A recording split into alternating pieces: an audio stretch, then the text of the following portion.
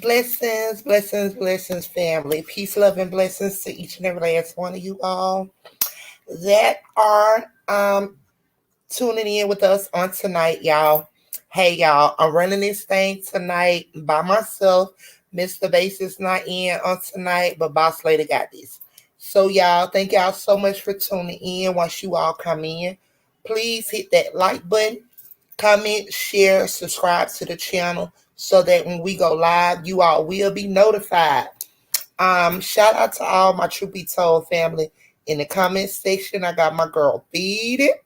I got my girl Lily. What's up, Parch? Blessings, love. Once again, peace, love, and blessings to Mr. Bass. He's not in right now. He may come in, but if not, he will catch the replay, or either he'll come in with the family once we go behind the scene. Also, you all, while I drop this content, I am going to send the I am going to send out the StreamYard link. Let's see. I'm going to send a StreamYard link out to the family.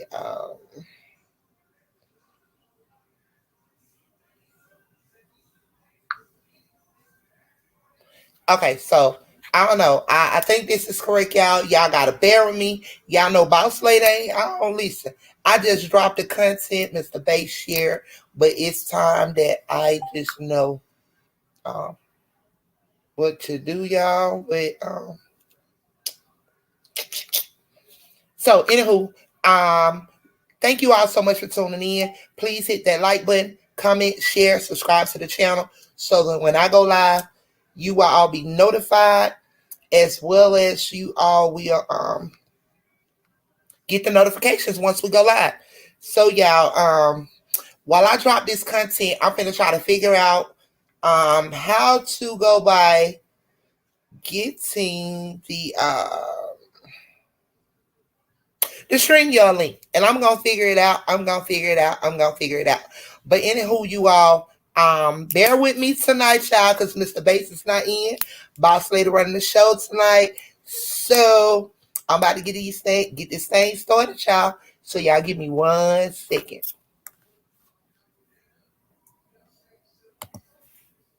Okay.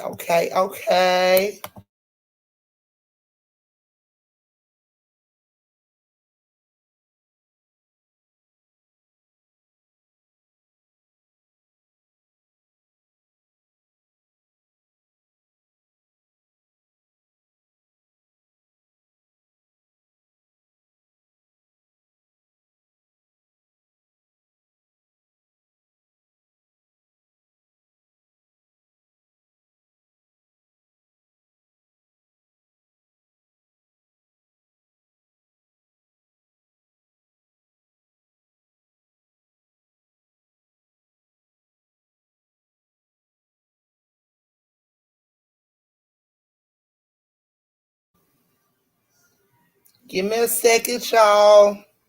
What's up, Mr. Blessings. Okay, so This is Richard Wolff from Democracy at Work, responding to another Ask Prof. Wolff community. And this one comes from David. Chosen it from the questions you've been sending because a number of you have asked similar questions.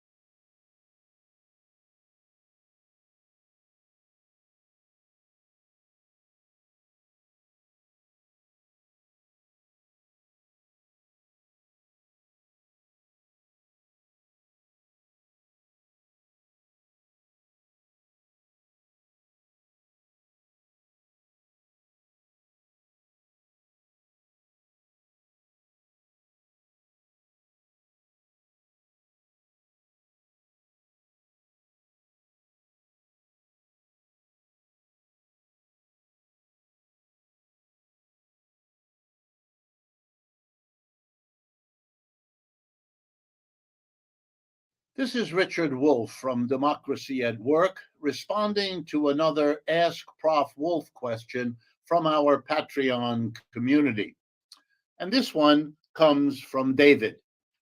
And again, I've chosen it from the questions you've been sending because a number of you have asked similar questions. It's about the dollar, the US dollar. And it's about whether the dollar is losing its primacy in the world. And more importantly, if it is, because it is, what are the implications? What does it mean for the United States? Will there be a collapse? What are the other consequences? Very important question. So let me begin by assuring you that yes, the dollar is losing its primacy. There really is no question about this. The disagreement is how fast this process is going and will go, not about whether it will happen, except for a few, mostly on the right wing of political thinking, but even the most steadfast supporters of capitalism and supporters of the United States are able to see that the dollar is literally losing its global position. And what was that global position? Well, it was the dominant currency of the world, pretty much since the end of the Second World War. So that's 75 years and counting. In many countries, the dollar exists as a currency alongside of, or in some cases, instead of that country's currency. Central banks around the world use dollars as part of their reserve alongside gold and other valuable things to show that they can support their currency. And the more the world needs and uses dollars, the more the United States has enjoyed an impeccable economic gain from that. First of all, we give the world dollars in exchange for something. We don't just hand it out. We get something as a nation, as an economy. For example, if we import goods and services and pay for them with dollars, we get something that is worth the work that went into it. The French wine, the Chinese consumer goods, the Indian technology products. And all we give them is cheap little pieces of paper, dollar bills, $100 bills, or the electronic equivalent. It's a wonderful way to get the wealth produced around the world and to give in exchange merely a claim on some wealth that may never be actually demanding something because they use the dollars and buy them and sell them and keep them.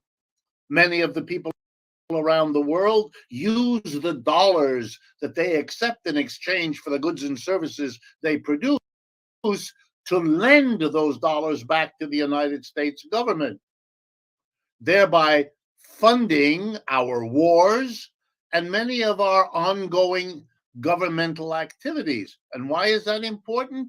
Because that allows the government not to tax Americans, but instead to borrow the money from all those who have dollars and are willing to lend it. So the benefits to the United States have been enormous.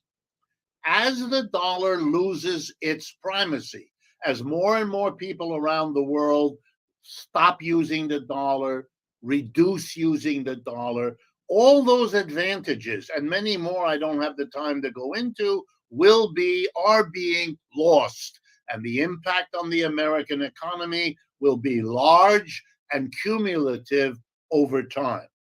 Well, then why is the dollar losing its primacy? Much of it has to do with geopolitics. To put it very bluntly and simply, other parts of the world don't want to keep having workers produce and businesses produce valuable goods and services, shipping them to the United States and getting in return dollars. They want the benefits of a currency like the United States has gotten, but they want to share it in it too by having their currency become as important as the United States. Chief among them, the Europeans with the euro, the Chinese with the yuan, and so on. And they have been acting to realize that objective. The most important steps: BRICS, a global alliance, Brazil, Russia, India, China, and South Africa, with at least another 6 to 10 nations applying now to join BRICS. They want to develop a non-dollar based trade among them. And these are nearly half the population of this planet. They are talking about trading in either the Chinese currency, because that's the most powerful economy among them, or in some organized currency that they set up for this purpose. That's the most tangible change. Here's another one. Literally a few days ago, the Chinese brokered an agreement between Iran and Saudi Arabia, overcoming the hostility and the wars between them, direct and indirect, overcoming much of the split between Shiite and Sunni Islam. They're opening embassies in each other's countries, the Iranians and the Saudis. And please be aware that Saudi Arabia is the largest producer of oil in the world and is now closer to China, with whom it is trading more and more than it used to be with the United States. That shift is crucial. Trade in oil used to be done in dollars, requiring everyone to keep and hold dollars. China and Saudi Arabia are discussing what they call the petro-yuan, that is, trade in oil denominated in the Chinese currency. The value of the dollar in relationship to other currencies is therefore likely going to fall in the years ahead. That will make imports into the United States, which we now depend on, much more expensive. It will therefore also drive up the price of those imports, and that will be an inflationary boost when the United States needs it least. We will become more and more of an exporter. As our dollar goes down in value, our goods become cheaper for people buying the devalued dollar. It will shift our economy around. Those shifts are always difficult. They may, if they're not properly prepared for, not properly managed, produce a crisis. And it could be as serious as the crisis that threatens from the collapse of the American banking system in recent weeks. So yeah, it is a dangerous, or it could be, but it is more a long-term readjustment of the world that Americans having a hard time getting their heads around. We are not the dominant player in the world today as we were for most of the last century. That is over. And more important than anything is to come to terms with that reality, because it is becoming truer and truer with each passing week. If conversations and discussions like this strike you as valuable, please partner with us. Share this video around. And we ask you also, if you'd like to be kept informed of these videos being produced and much else, go to our website, democracyatwork.info, and sign up for our email lists. You'll get announcements, you'll get reports, you'll be alerted to all that we do so that we can share with you as a partner. And of course, if you can help defray the costs of any of these activities, our website will let you do that as well. Thank you.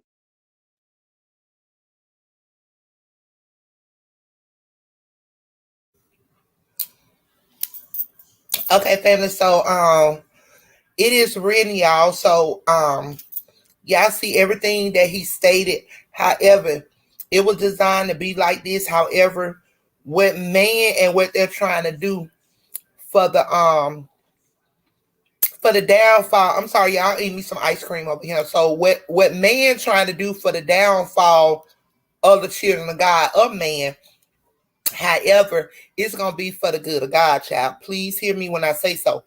It will only turn back to the way that the Bible describes, the way that the Lord intended for his earth to be. And however, man made the dollar. The dollar was made by man. So with that being said, it's just gonna only go back to maybe the love will be established back within this earth. Hopefully, at some point, y'all, we just have to endure and endure to the end. Those that are left, for God has a plan. Excuse me, God has a plan for all of us, and it shall be. So, y'all. Meantime, in between time, y'all keep a comment in the comment section, y'all. I'm about to go to the next link, so y'all hold on and give me a minute.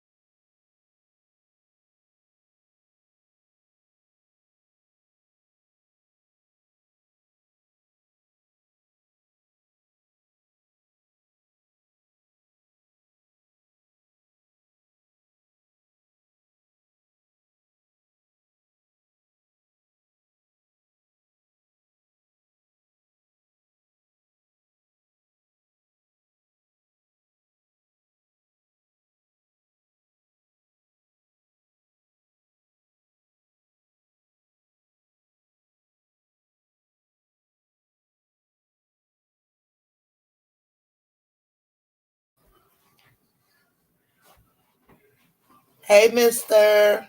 Hello, hello. Hey, blessings. What's up? What's up? What's up? Hey, how y'all doing tonight? Bless, what's going on, love? I'm trying to pull my screen up. Look, that's why I don't be liking. I told y'all like there's so many links. This thing be stalling and stalling and stalling. But however, go and chop it up with the people while I go on the back end. I appreciate you so much for coming up here. All right, all right. What's going on, So y'all? How y'all doing? give me a minute. Appreciate it. All right. See if I can remember how this going. Blessings, truth be told, family. Once again, exciting show. A little technical difficulties, but we gonna get it going. That's for sure. Blessings, Parch, V, Traylon. Oh yeah, and everyone else is lit. So man, blessings, Mr. Bass and Smitty. It's not here tonight, but hey, we understand. Let's keep this thing going though, y'all. It's been a while since I've been on here to talk to everybody, but there's a lot of things happening in this world right now. I hope everybody's paying attention. Part said no one reported on it though. Forgive me here. I'm playing catch up here. Took me a minute to log in. Mm.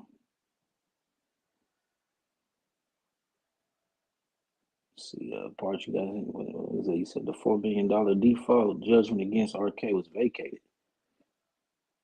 Let me out on that. What is that?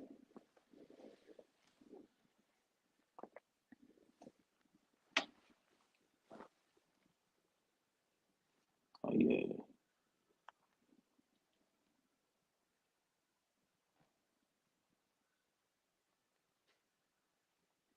Okay.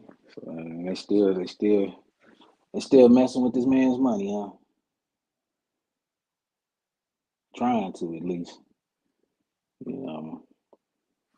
I mean, it ain't gonna make no difference anyway, because a lot of these banks are going down. So, you know, I say, man, everybody need to start putting some money back. You know, been talking about it, man, for over a year now.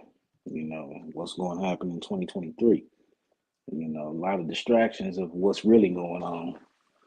So, you know, American economy is by far the strongest in the world. The SWIFT system, that actually became weaponized by the U.S. The Monetary Authority of Singapore and the People's Bank of China have renewed the bilateral currency swap arrangement. Saudi Arabia is in discussions with China to price some of its oil sales in yuan. But as ties with Washington continue to be strained, Beijing and Moscow are diversifying. China and Russia have taken another step closer towards dumping the dollar and agreed to trade in their respective national currencies, the Russian ruble and the Chinese yuan. Hi everybody, the US dollar has been the most powerful currency in the world for 80 long years, and like we saw in the previous episodes, this reserve currency status gives the United States such unprecedented power over the world economy that it can cripple the economy of any country within a fortnight. And because of this power, it has even dominated giant players like Russia and China. But you know what, guys? This is where China and Russia have actually come up with a master plan to kill the dollar dominance in the world. And if you look at the past 10 years data, you will see that it's actually working out quite well. In 1999, USD had 71% market share among the global reserve currencies. But in the past 10 years, it has dropped to less than 59%. And in the next 10 years, if this strategy of China and Russia works out, we might see the rise of a new reserve currency in the form of Chinese yuan. So the question is, what is this master plan of China and Russia to kill the dollar dominance in the world? How do they plan to dethrone US from the superpower status of the world? And lastly, what are the challenges that China and Russia will face in this currency wars of the world? This video is brought to you by Kuku FM, but more on this at the end of the video. To understand this China-Russia strategy, we first have to understand why is the US dollar so powerful, and why does it have almost a monopoly status among the reserve currencies of the world. And if you watched our dollar superpower episode, and if you remember this concept, please skip to this timestamp. If you don't, here's a quick and short explanation of the same. Firstly, dollar served as a reserve currency of trust, whereby in 1994, US said if you have dollars, we would exchange its value in gold at $35 per ounce.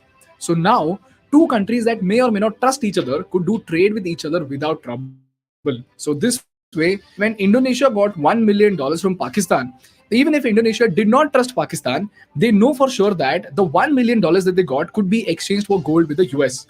So it was definitely worthy. Otherwise, if they do trade with Pakistan in Pakistani rupees, today 10,000 Pakistani rupees might be worthy of buying 1 gram of gold. But the next week itself, if Pakistan prints more money and declares that 20,000 Pakistani rupee will buy you 1 gram of gold, do you realize what would happen? The entire value of trade with Indonesia would actually collapse. Moreover, if Indonesia wants to use Pakistani rupees, then if other countries do not trust Pakistan's economy, then that money again could not be used for trade. But if the same transaction happened in dollars, the United States guaranteed the value of dollars with gold. You could trade with any country with the US dollars and be rest assured that it could be used to trade with any other country to buy any other commodity. But full standard where everyone was free to choose any currency to trade. The strength of a nation's currency is based on the strength of that nation's economy. And the American economy is by far the strongest in the world. I have directed Secretary Connally to suspend temporarily the convertibility of the dollar into gold or other reserve assets, the effect of this action, in other words, will be to stabilize the dollar. But even then, almost all countries stuck to the dollar. Why? Because dollar was the only currency that could buy you oil from the Saudis. And why is that? Because in 1945, the US President Franklin Roosevelt made an agreement of the century with the Saudi king, whereby the US guaranteed the security of Saudi Arabia, and in exchange, the Saudi king agreed to sell oil in US dollars. So if you wanted to buy oil, you needed to have US dollars. This is the second reason for the dominance of the dollar, and that is the power to purchase oil. And these two superpowers of trust and oil gave the US the third superpower through the SWIFT network. And how does the SWIFT network work? Through the US dollar stored in US bank accounts. So if an Indian trader wanted to make a transaction to the Sri Lankan trader, this system would have an Indian trader, an Indian bank, an American bank 1, American bank 2, foreign bank, and foreign trader. The highlight over here being both Indian and Sri Lankan banks will have an account in the American bank where it has its money stored in dollars. So if Reliance wants to import minerals worth 1 crore rupees from Sri Lanka, they would give the Indian bank 1 crore Indian rupees and ask them to pay the same amount in dollars to the Sri Lankan trader's account. So now that Indian bank has 1 crore rupees in its Indian account, it would send a message to its dollar account in America to send 1 crore worth of dollars to the Sri Lankan bank's dollar account in the US. In this case, assuming 80 rupees to the dollar to be exchange rate, $125,000 would be transferred from the Indian account in the US to the Sri Lankan account in the US. And now that the Sri Lankan bank has $125,000 in the US account, it would pay the Sri Lankan trader the equivalent of $125,000 from its account in Sri Lanka. This is how the SWIFT network works. And just like Indian and Sri Lankan banks, today more than 200 countries and 10,000 banks trade with the US dollars and have their forex reserves with the American banks. And the catch over here is that if a country has $100 billion in forex and spends only $30 billion in import and export, they would have $70 billion in surplus, right? So you know what? Just like we avoid keeping a lot of savings and invest our money in stocks, these countries invest their excess foreign reserves in US Treasury bonds. And just like our government bonds, this is a mega bond whereby countries are lending billions of excess dollars to the US and expect a return after maturity. And this is where the unfair advantage of the US dollar comes in. As of January 2022, while Japan had $1.3 trillion in US securities, China holds $1.06 trillion and UK held $608 billion in US Treasury bonds. And in total, the US held $7 trillion by foreign and international investors as of September 2021. This is so much money that it's more than the GDP of France, India, and Russia combined. So in simple words, the US dollar has three superpowers: trust for trade, power to buy oil, and lastly, it has all the excess forex reserves invested in its own economy with $7 trillion in bonds. By the way, guys, these excess dollars are called as petrodollars. And this is where both Russia and China have a problem. And like we saw in the previous episodes, China is extremely annoyed at the US for supporting Taiwan, and Russia is already the most sanctioned country in the world. So now, Russia is not able to use its dollar accounts in the US to do trade, and at the same time, most of the Russian companies have also been removed from the SWIFT network. So with two superpowers being bullied by one big Uncle Sam, both of them got pissed and joined hands to take down the mighty United States of America itself. And this is where China and Russia started their game plan. So the question is, how can China and Russia together kill the dominance of the dollar, and what exactly is their strategy? Well, the first thing we need to understand is that leverage is one of the most powerful tools in geopolitics. In this case, Russia is one of the largest oil and gas producers in the world. So although Saudi and other countries were selling oil and gas in dollars, Russia punished its unfriendly countries by asking them to buy Russian oil in rubles. So by default, most of the European countries had to buy ruble in spite of they hating Putin for it. Which means what?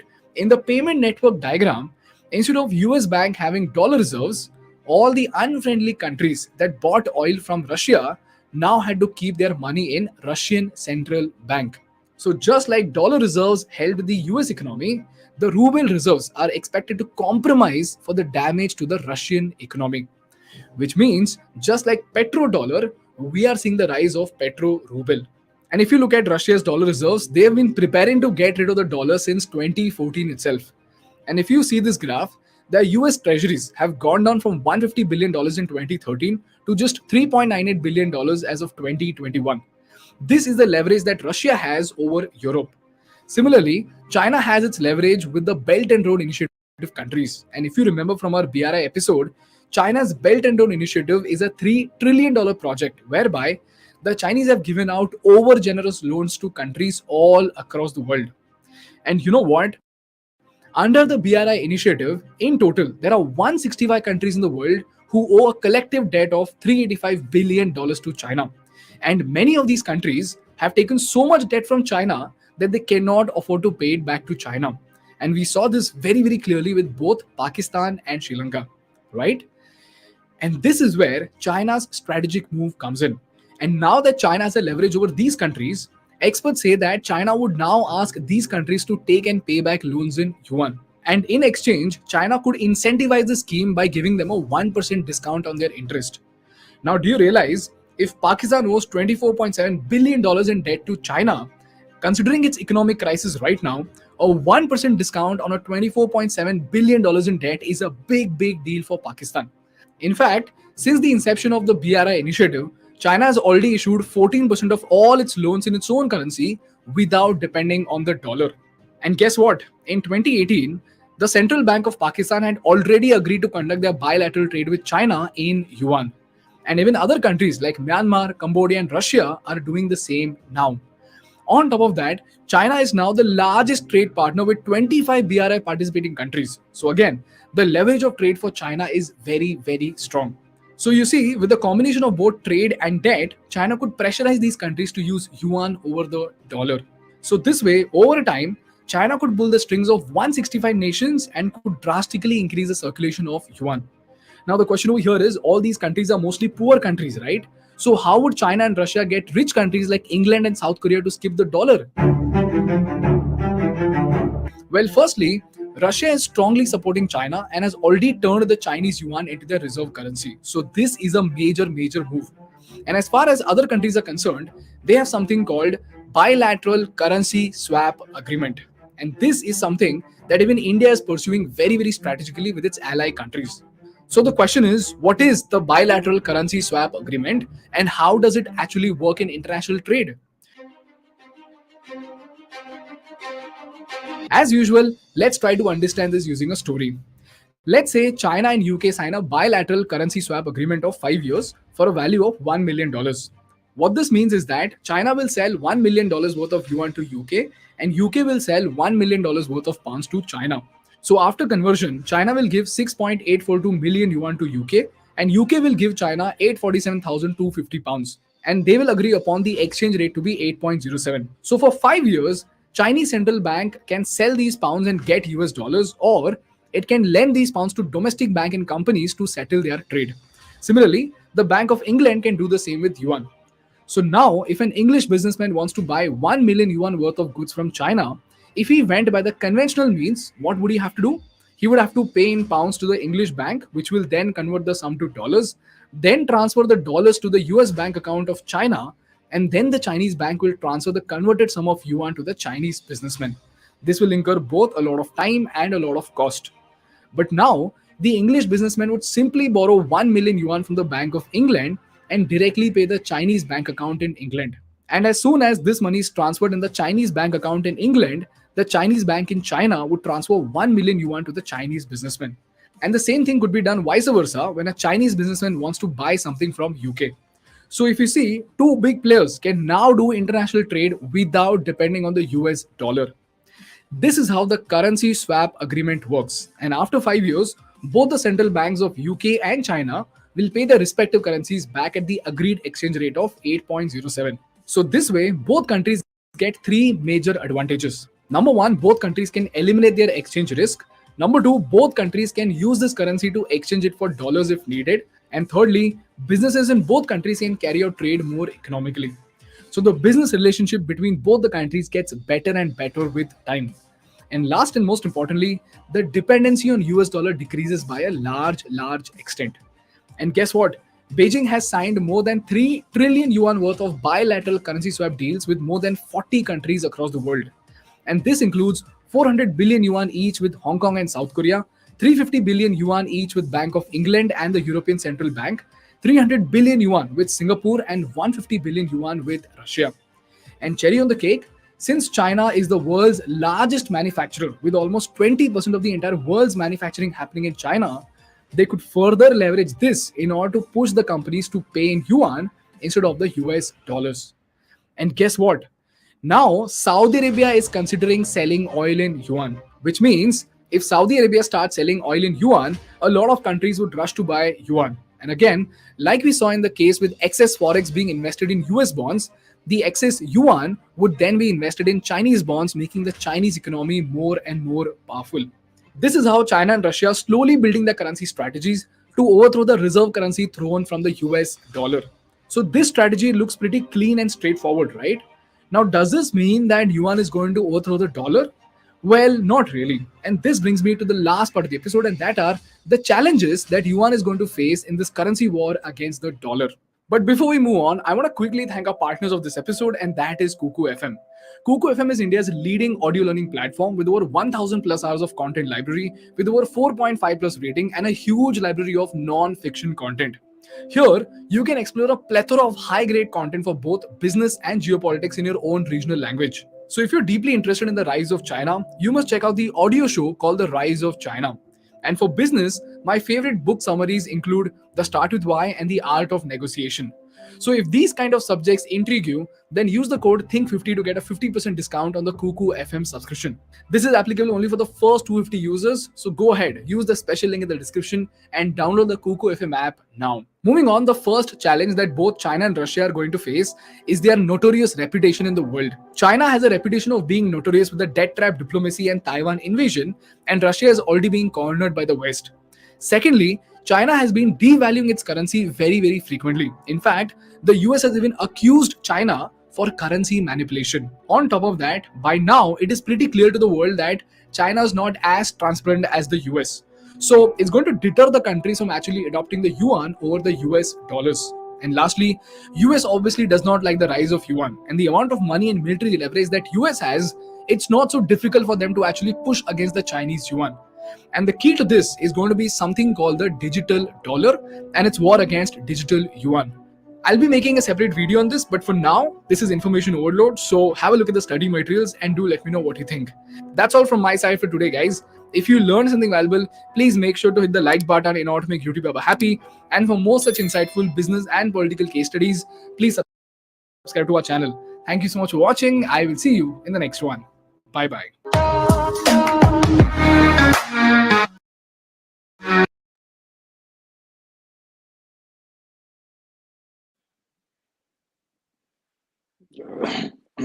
Excuse me. Well, that's a lot to intake right there, boss lady. What you said? Yeah, I'm saying that was a lot to intake, man. You know, a lot of information that he was spilling out, man. But it was factual. So you know. Shout out to Vita. Vita about the content for the night, babe. My girl had Mr. Bass sent me a link. So like they was on the other end, like, okay, so check this out. It's why I love my family, baby. So Mr. Bass did what I do every week for the week, right? He you know how I get the content together and I send it out to Mr. Bass. Right. For him to do it or whatever, right? However, he did a switcheroo on me today. like he had got the content and Vita got the content. So Mr. Bass sent me a link and he sent me the content through email. So I'm like, okay, so I done grabbed it or whatever. I done checked it out. But however, I'm like, nah, that ain't enough. So I went over there and checked out what Vita had dropped in the information folder. No. And I'm like, okay, because I knew we were already talking about it. You know what I'm saying? As far as y'all, like, I'm not sure how many people know about BRICS, but it's a link as well that Vita bought, and I did put it within the content, all the content, as well as I think I bought Mr. Bass link over here too. I thank y'all. If I did, y'all, I'm sorry.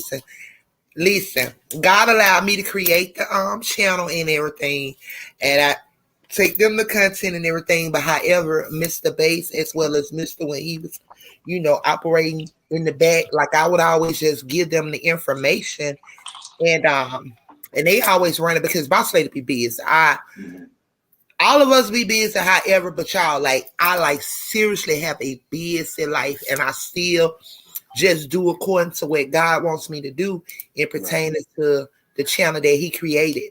However, God, I'm gonna tell y'all how crazy it is. That's how I know that Truth Be Told TV was created by God. God did this because when I first set up the YouTube channel and the StreamYard and did all of this, y'all, like, I was not aware of nothing I was doing. Like, I was just like the Holy Spirit was just moving me. Like, I ain't know nothing I was doing. So I was just creating everything to boom. Everything was created. So however, I have played with it when we first began and got started, but I did get comfortable and allowed the guys to run it. Because like I said, I'm always busy. Like, I am a busy woman. Like 100 hours a week, well, 110 a week I'm giving to my job. Plus, on top of that, I'm juggling, making sure my kids, you know, appointments. Like I'm busy dealing with, you know, whatever I gotta deal with pertaining to me, because y'all, I'm doing some things with myself, you know. So and no, I ain't getting no damn body work. I got enough for that. But I am getting a makeover, y'all. I ain't getting, listen, now they ain't cutting on me. I got, listen, I don't need no BBLs, no, with all due respect, not to body shame nobody, not because each his own, baby. Just know Boss Lady got her own. I got enough of it. But y'all can pay me if y'all want to get something. My tip, my ass. If y'all want to get something, y'all go ahead me. Maybe they'll get some of mine and give it to y'all. But anywho, I ain't doing that. But anywho, long story short, y'all. So yeah, I be busy on my end, but however, I still keep in communication and contact with my family. We've always in Clubhouse. We communicate on the phone through however we here. But yeah, so I'm running the show tonight. So that's why I said I'm gonna need all y'all to just bear with Boss Lady, because listen here. I ain't used to this, y'all. I let the men take over this, but it's working out, I guess. But back to the content though, because I ain't gonna sit up and just run my mouth. But hey y'all, for everybody in the comment section, y'all hit that like button, comment, share, subscribe to the channel, so that when we go live, y'all will be getting notified. The notification bell will ring when we are live. Buddha been look at Potch, baby. Yes, you better know it. You better know it, Potch. Super large, like, yeah. But and that's a back hurter too, baby. Once it's natural, that's why I'm just not understanding how they get it. Like they just feel like that's the thing to do or whatever. Like, do they not know that this natural shit is heavy for your back, baby? Because this is, baby. And I'm right, okay? I'm right. But however, what's that, mister? You know, it might be something, man, you might need to touch up on, you know. You get different point of views from it. But I mean, what they gonna do when they get 60? Like, what they gonna do when they get 50? What they gonna do when they get 60? Like, what is they gonna do? Because that's the question to ask them. So, like, they just thinking about the now look. They're not even focused on the later look.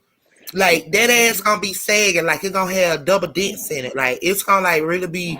Hey y'all, I ain't talking about y'all, but shit, some of them look like clowns.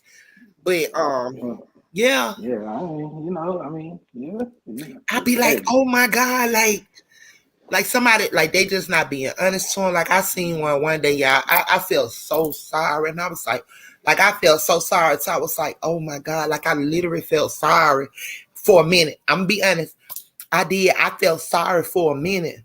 But then when I thought about it, I said, fuck that. She should have been happy with God made. And I was like, oh, okay, so walking around here looking like a dumpster duke. But you know, y'all, I don't talk about nobody. I don't do all that. But I'm just saying there are consequences. There are consequences when people are not happy with themselves. However, y'all, I love me. I'm bad. You can't say I ain't bad. Like, hey, Boss Lady, hey.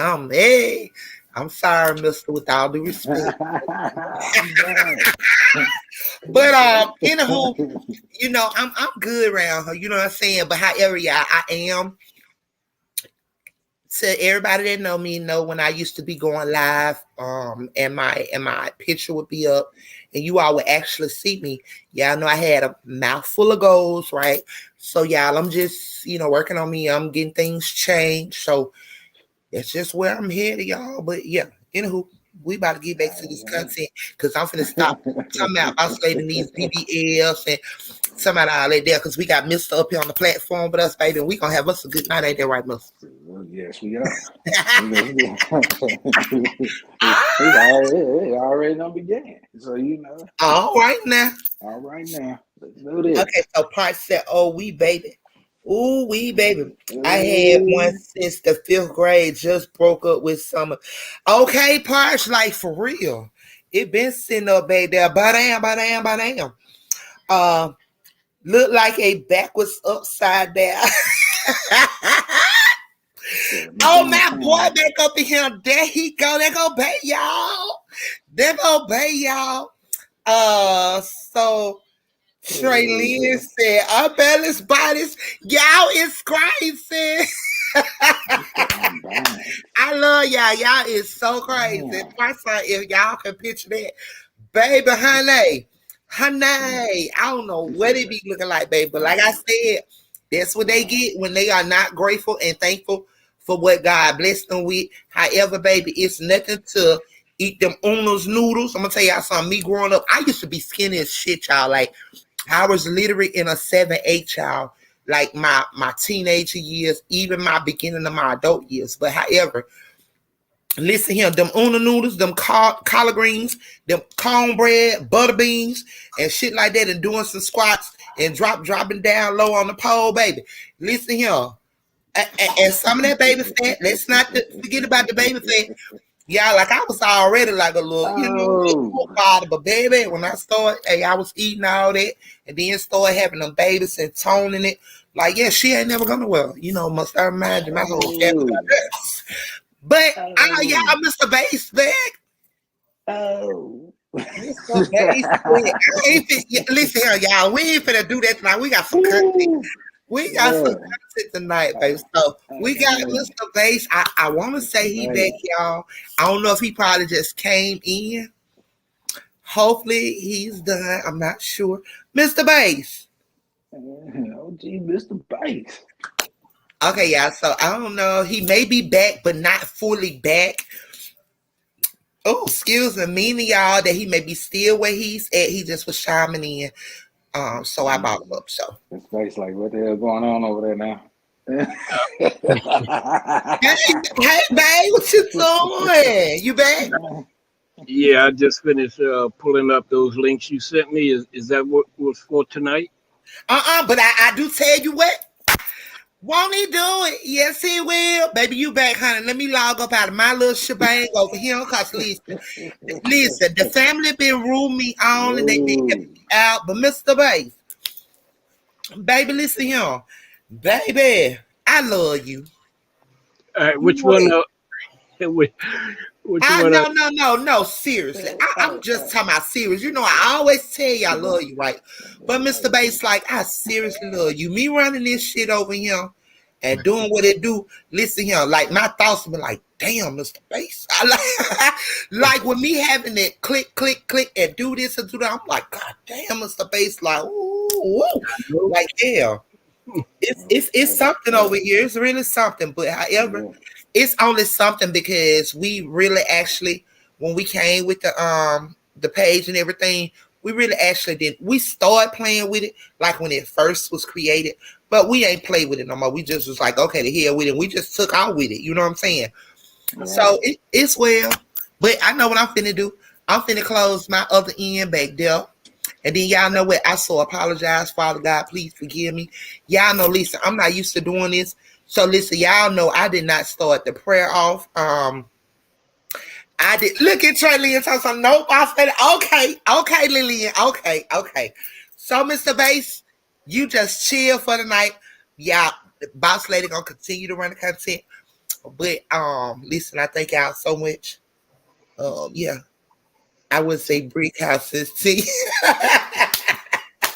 Baby Trey Lynn, let's see a red snapper. Baby, you already know. We've been, that part. Baby, especially down south women, honey. Baby, hey, Jason Finch, we ain't seen you in God knows how long. Welcome back, sweetie. We glad to see that all is well, honey. But, y'all, we about to finish talking about this American dollar, y'all. Boss lady. Huh? I can't even comment in the comments. I thought I was. Yeah. I don't know. I don't forgot because I'm like, No, you know what? You're right. You right, because I'm gonna tell you what you're doing. Man. You thinking you come in the comment section, but however you doing it in the private chat back here. Everything you trying to put out in the comment section, you putting it in the private chat. So listen. That see things happen when you go and be gone for forever. I know. So I gotta get back on the computer, y'all. I gotta set it up back up.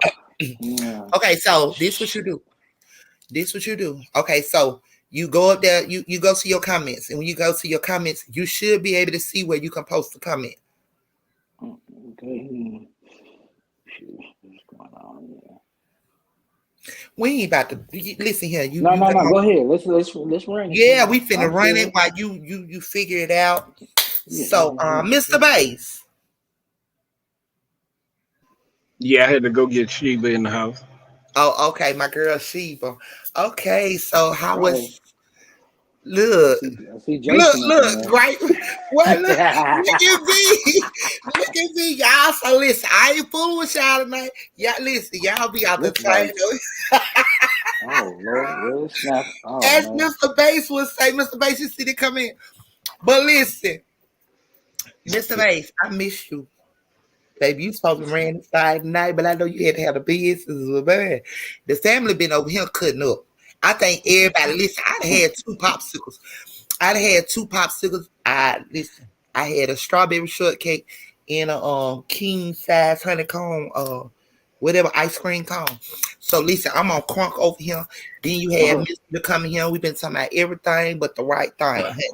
What's going on? Hey, Mr. Bass, I just been kind of sitting back. Listen, all right. I'm just listening. Listen, I don't know what's going on, baby. Baby, somebody said, I don't know how. No, that's how it happened. I'm sending the people like, what I got going on. I said, no, I'm getting some work done. But let me rephrase that. I ain't getting no BBLs. I ain't getting no stuff like that. Like I love me, baby. I'm 6'1". I'm 6'1", 286, baby. But I don't look like it, baby. I'm straight up and down. Get what? I love me. I ain't trying to get that done for Lupa and all. What you said? Check this out. You remember that movie Who's Your Caddy? Yeah, with that white guy. What his name is? Who's Your Caddy, man? With the man that used to. It wasn't Jim Carrey, was it? No. This is Big Boy from Outkast, the hood version. Okay, I'm thinking about Who's Your Caddy with the he did play in that, I think. Okay, that's Caddyshack. Okay, Caddyshack. Okay, correct. Yeah, okay. Correction. All right. But Who's Your Caddy is the hood version of Caddyshack in a way, somewhat like that. But anyway, man, I done lost my train of thought. But Smitty said Big Boy.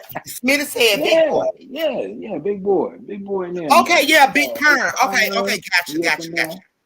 Yeah, shoot. Hey, what the hell? What she say? She said the vice grip or something like that. Yeah, that's what. You ain't see what Vita put up there now. I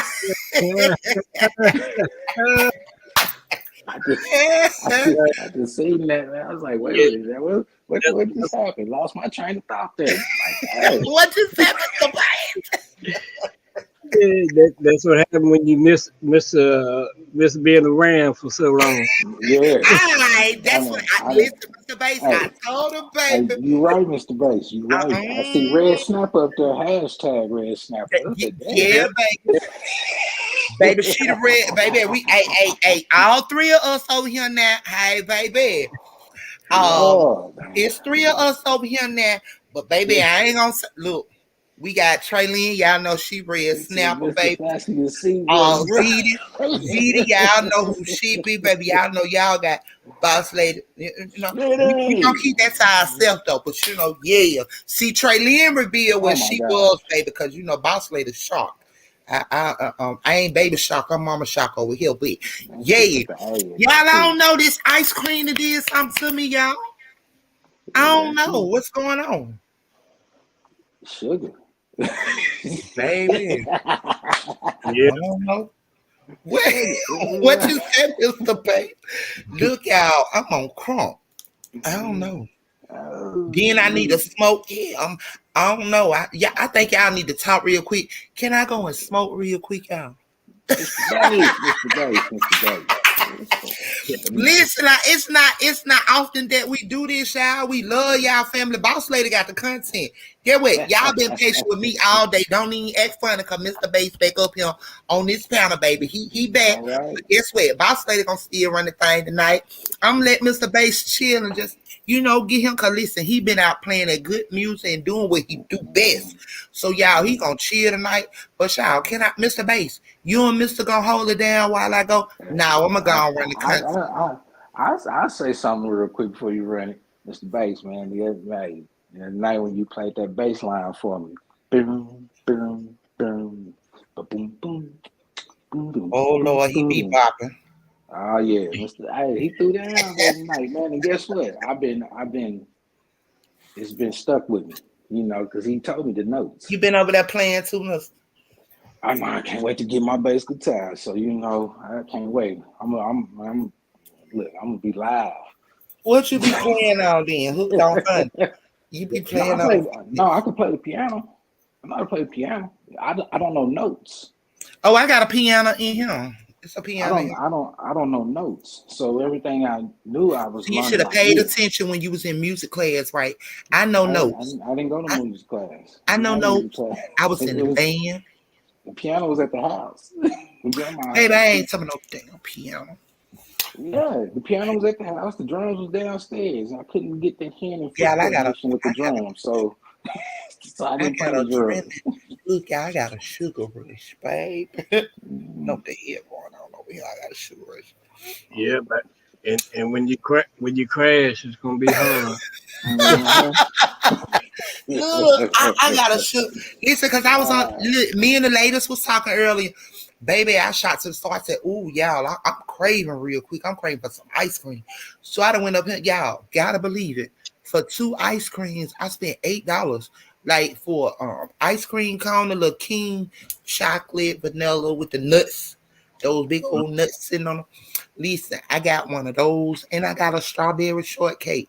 Like I literally spent $8.26. She went in the store splurging. You know, man, look at this. I want. Look, I had to have it. I just seen it and I wanted it. Yeah, like I had to get back to work. I'm at work. Yes. So I'm like, shit. Listen here, if I went craving for it and it went like right down the street from my job, and it's like literally I had to get back to work. Like I'm at work, so that's the only reason why. Other than then, I wouldn't have done it. I would have went to the store. But at least you got your stuff. Look, I went to Wendy's. Man. You know what they told me? Man, take your order. I said, all right, just a second here. You know, I'm thinking about what I'm gonna get, and I said, okay, I'm ready. She's like, sir, our computer is down, so we can't take no orders. Oh shit! Now I told y'all. Listen. I'm gonna tell you something. Now, see, that's why we talking about this goddamn. Listen, that's why we up here talking about how soon will it be before the end of the American dollar. Listen here, I just told y'all. We was in there in the clubhouse. I was talking about it in Smith. I was like, well, Austin has already started rejecting the dollar. Certain places in Austin is rejecting the dollar, like a lot of places in Austin, allegedly. This here is allegedly. They are saying like plenty of businesses that's down there, like they're not accepting the dollar. So here it is, you saying that you went to Wendy's and they said that their system is down. So all righty then, here we go again. How soon will it be before the end of the American dollar? Check it out. I pulled all up, man, and I seen the dude outside doing the trash. I said, look, man, You got a headset on, man. You could have told me before I even got to that drive-through. Y'all was having problems with y'all system. Yes, yes. Man, my mouth water for one of these daggone, man. I don't give a shit. Look, I just told him this. I said, hey man, I got a strong 10, man. If you go on in there, man, make me a meal, man, for this cash. Did you get the meal? Yes, I did. You know? Oh, okay, see that's what I'm talking about. Hey, do you ninjas? Listen here, ninjas. Calling all ninjas. All you ninjas. If you working somewhere, baby, if you working in Walmart, guess what? Allegedly, the word is they about shutting a lot of them down, baby. Hey, you better get some backdoor action going. Y'all better make it do what it do.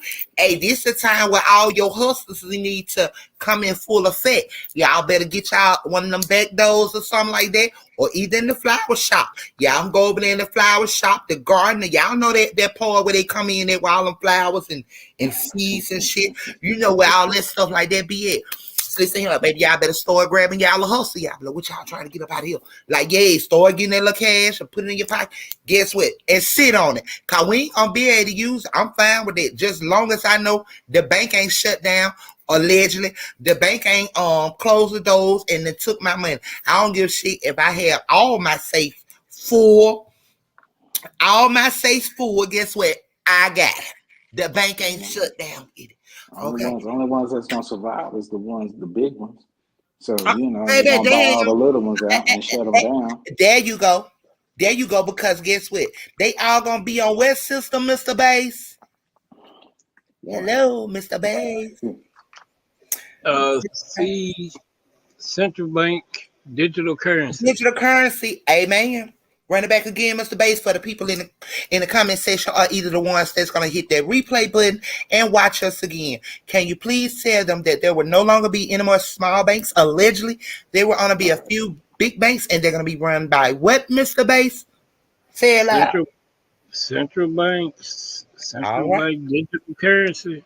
All right, y'all. So in case no one knows what that means, that would be the digital system. That would be actually the mark of the beast, full in effect, y'all. So y'all gonna have to get that chip. A lot of them already around here wearing the chip. They think that shit cute. They gonna bust heads to no degree. But however, to each his own. I don't throw rocks from no glass house. I am a sinner as well. But I know the word of the Lord and where he said. So what, baby? The family coming up tonight. Come through, honey. Let me add Lillian up here. Baby, let me space up. If you don't stop that, Mr. Bass, I'm full of sugar. Like literally full of sugar right now. I'm full of sugar. And I had some coffee. I'm full of sugar. Oh, snap. She about to burst. She hyped up in this piece. Yeah. So you gonna fall down. Down goes Frazier. Down goes Frazier. Frazier gonna crash early tonight, when it comes down, it's gonna say fluke. Baby, it's gonna be look, I done had some coffee. I done had 2 cups of coffee, and I had my little ice cream. You on fire. No wonder you hype. Baby, I'm full of sugar. We got Wendy. Hey, Wendy, welcome back, love. Hello, peace, love, and blessings to you. Wendy says she been missing us, y'all. Well, we miss y'all too, but we still here. We ain't going nowhere. We still here. So whenever y'all can catch us, y'all catch us until they shut this down. But all is well too. But yay, hello, panel, family. Y'all tell Wendy, hey, she said, hey, panel. Hey, Wendy, welcome back. All right. Yes. I'm up here with my peoples tonight. Yes, I'm so hyped up, child. Then Mr. Baston came in and got me super cross. Nerds and 7-Up. I'm hyped. Now, Lillian, I know you finna be with an all-nighter, baby. I don't know about an all-nighter, but I might got a couple more hours in before I drop. Well, I don't know, y'all. I just gotta go smoke. Listen, y'all ought to see me right now. I'm so full of sugar. I'm rocking like a crack monster. Real talk. I'm twitching my toes. I'm moving back and forth. It's like Like I'm literally moving back and forth and I'm wiggling my toe. I'm trying to go and smoke right now. Hey, you feel like a little kid on the swing, just swinging. Man, Yeah, they just swinging. No, that's like a short person when their feet don't touch the ground, they just dangling and shit. Swinging. Dangling. Yeah, baby, y'all. I'm Alright. so crunk, y'all. Listen. I don't know. I think I overdid it, y'all. I overdid it.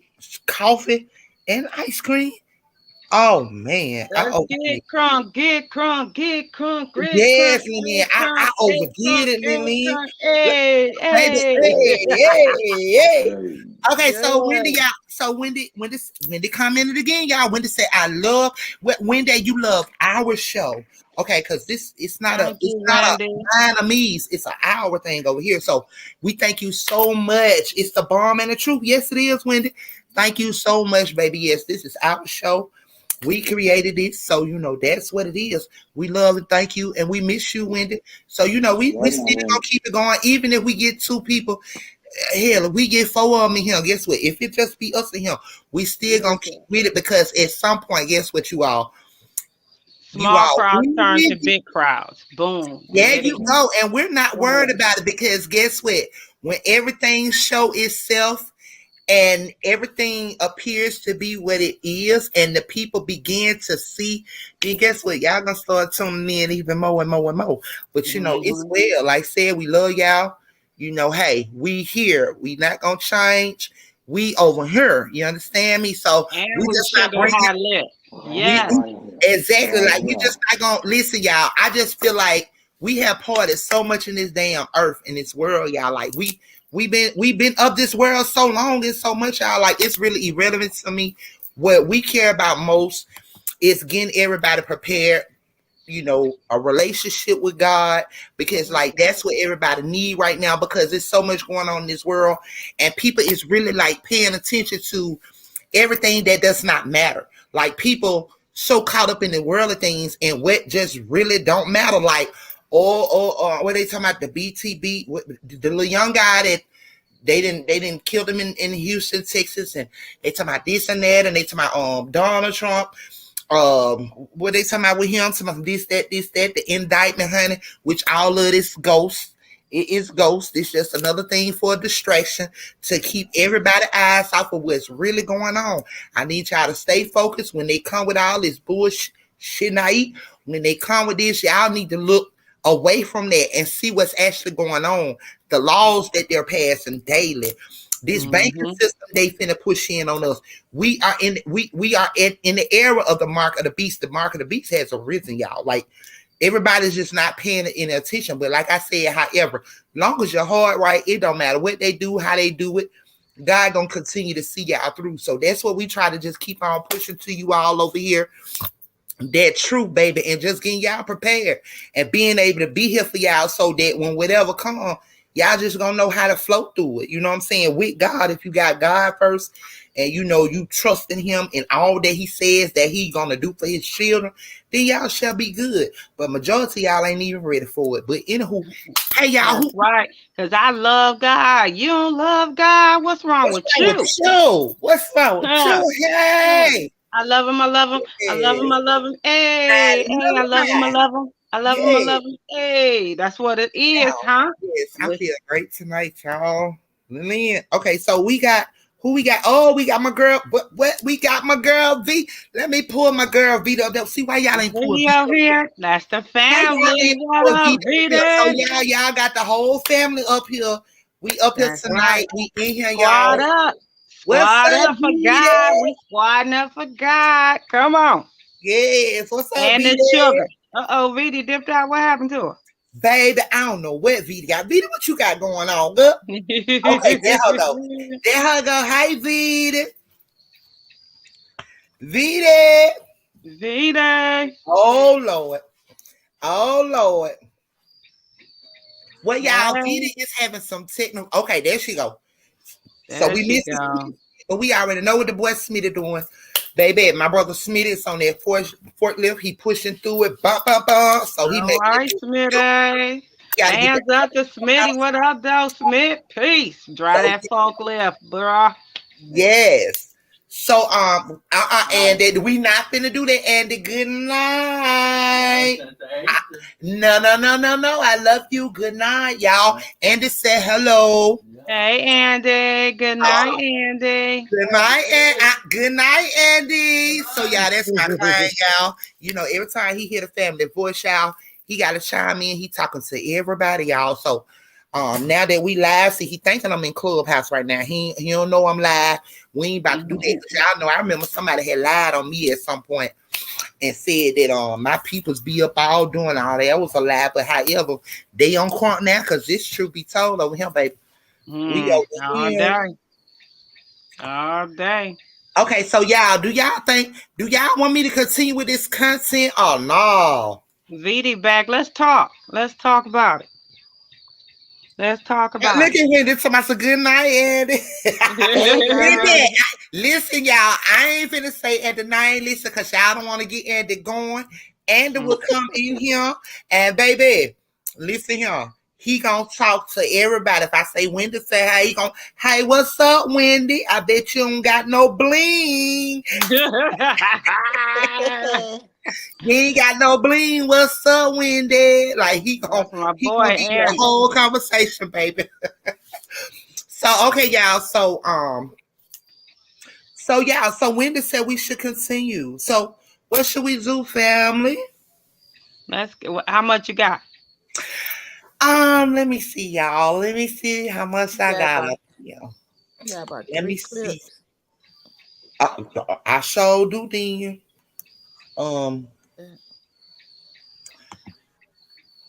Okay, so no Vita. I got. Let me see. Boom, boom. I played 1 and 2. So I got 2 more. I got 2 more clips. That ain't bad. So I got 2 more clips. So what I'm about to do, family, I'm about to go ahead on. I'm gonna go on mute, y'all. And as I go on mute, we are gonna continue our joyful because I feel great, y'all. So I'm finna let y'all. I'm finna continue this content. Now I Smitty, don't you do it. And that Smitty and Wendy say what's up. Smitty,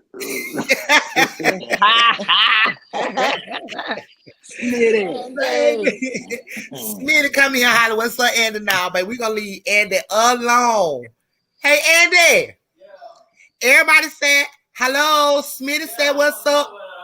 Smitty said what's up, Andy. We got Wendy said what's up, Andy. So everybody saying hello to you tonight, Andy. We're gonna be quick with them, okay? Just ask them, say hello, everybody. Good night. You gonna come and holler at them real quick? Come on, Andy. Come and holler at them real quick. We on live, Andy. Okay, so Andy, we're gonna make this thing. So listen here, Andy. We're gonna make this thing real quick, and then we got my girl Shug trying to wake up. Say hey, Smitty. Hey, Smitty. Say hey, Wendy.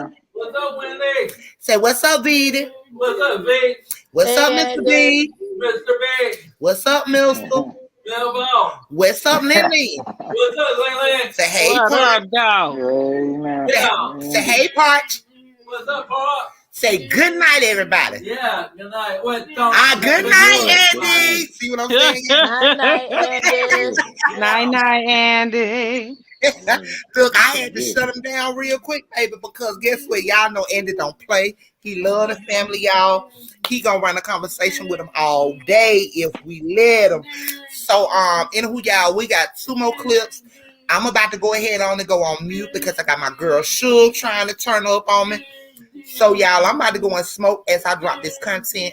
So, y'all, hold up for a minute. Hold up, wait a minute, hold up, wait a minute, wait a minute, hold up, wait a minute, hold up. Wait a minute, wait a minute. Oh man, y'all about to make me start Detroit jitting up in here and I can't even jit. I thought you was about to get Miami bass up in there. You know, get Man, that's a jit song right there. You be up there, you be shaking. Yeah, that's one of them. Yeah, a whole bunch of stuff going on. Listen, y'all. Before I get back to the content, y'all, I just had to tell y'all, like, I'm so loving this vibe right now. Y'all see this energy?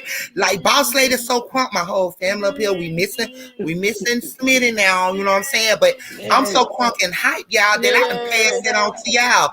See the difference that it make in the world with you doing certain things. Like, hey, then see we got Window over here in the comment section. She's saying, hey. So yeah, y'all turn up. I'm about to go to this content, but y'all got it. Hold on, family. We got it. Get it, don't stop, get it. Don't stop, get it. Get it. Suge said, get it. Get it. Yeah.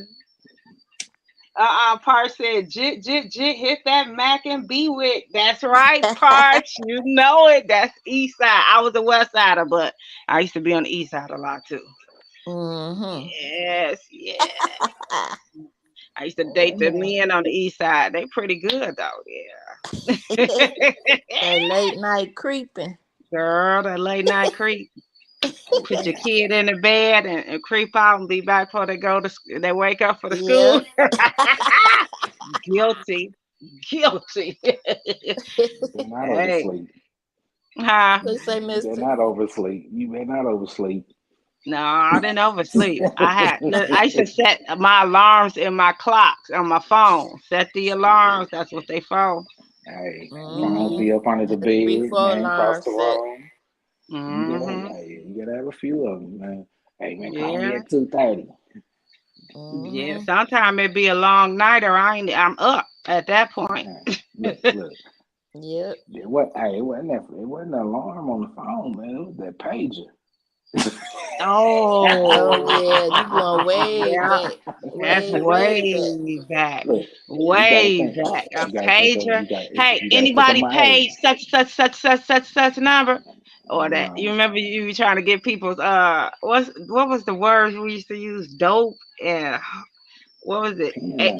304. 304, yeah. Yeah, then was and we thought, man, especially when they came out with the color, the different sizes and the colors and all that stuff. Everybody had one on their hip. With a pocket full of quarters, so you can stop at the payphone in case somebody hit you up. About the payphones. Oh, yeah, man, a bag of quarters. No, a Crown Royal bag of quarters. Listen. Yeah. First cell phone came out was like a brick. Yeah. You could bust somebody upside the head with that. Don't forget about the two-way pages now. Yeah. Oh, wait a minute. Remember when the Motorola came out with the walkie-talkie cell phones? Oh, that yeah. You could chirp. You could chirp. Oh, yeah, chirp. Yeah. Where you at? Yeah. Where you at? Yeah. Chirp, and you don't answer that chirp, and guess what? It's gonna be going off. She gonna be chirping you all night, or he gonna be chirping you all night. Tweet. Yes, there was the days. Quit playing. Yeah, man. I mean, I can go back to Nokia phones, man. With the clear case and the light up antenna. Oh my God. Now remember the flip phones before they came out with the flip. Yeah, the flip. Now they call them still got a flip. No. Yeah, that's the for the elderly people they call jitterbugs. Oh, okay. Consumer mobile. Yep. That's it right there. Got the Obama phone. The Obama phone. Obama got touch screens now. Dang. They done got high tech with it. Yeah, they a little high tech on you. Go ahead, Obama. Yeah, Smitty said he still keep his quarters in the Crown Royal bag. All right, Smitty. Yeah, You ain't the yeah. only one. We was playing for my mom's 70th birthday. We did a Pekino, PJs and Pekino. And so everybody had their change. My aunt came out with this Crown Royal bag. That bad boy was on swole. On swole. We was up in there gambling like a bat. Man, the gambling was real. I said, wow, that Crown Royal bag brought back memories, baby. Yeah, whole lot change. Yeah. Wait a minute, Parks said, did you see the food that raped that 80-year-old? I sure Yeah, did, Parks. That was yeah, I awful. think When they they finally found him, caught him. Thank yeah, they God. caught him. I said, good with your ass messing with that lady. Yeah, Get you it a was the job. 81-year-old that got raped last year. I was wondering, was it him? Yeah, ain't no telling. Ain't no telling. But that's sad. That's awful. Yeah, it Leave the is. elderly people. You gonna get old one day too. You ain't gonna want nobody to. Karma is karma. That's all I Yeah, gotta say. that's terrible. Terrible. They ain't listen. They trying to make ends meet and pay their bills. They ain't bothering nobody. Leave them elders alone.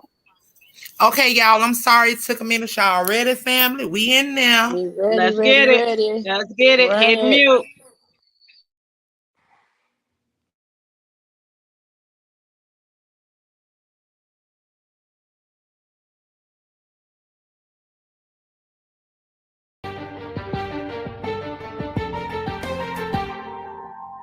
This week, the White House hosts leaders from 49 African countries to try and convince them that their continent is a real priority for America.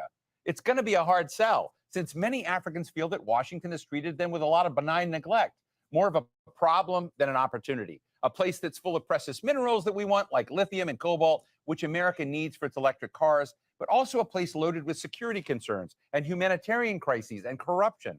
Meanwhile, Russia's kind of zoomed to the top as Africa's #1 weapons dealer, and China's trade with African countries has reached a record $261 billion last year. That's about 5 times more than the U.S.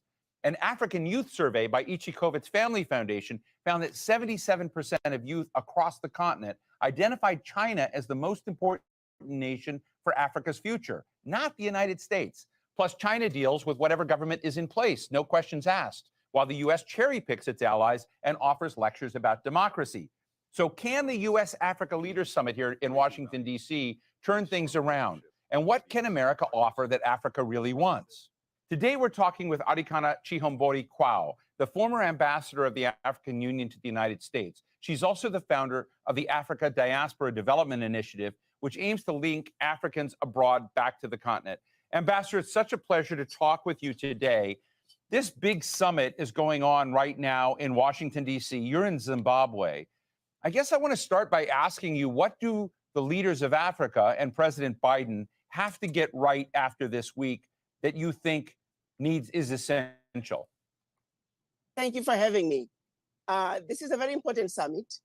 It's a conversation between the continent and the United States, a conversation that is desperately needed, particularly at this time in our history and in our life.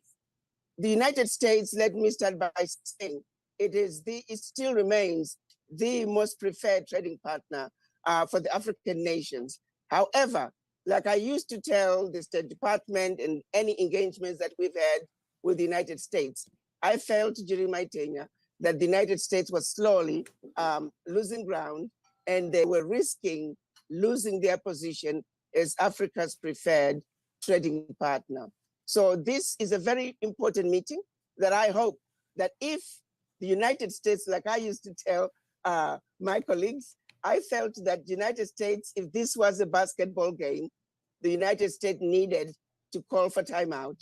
For US needed to realize that this is a new game and it required new rules of engagement. Therefore, a need for the United States to re-strategize.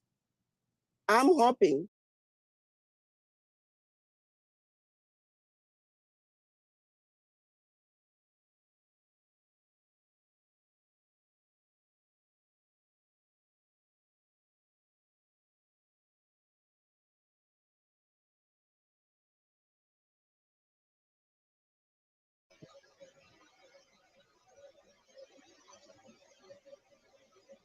The boss lady get kicked out.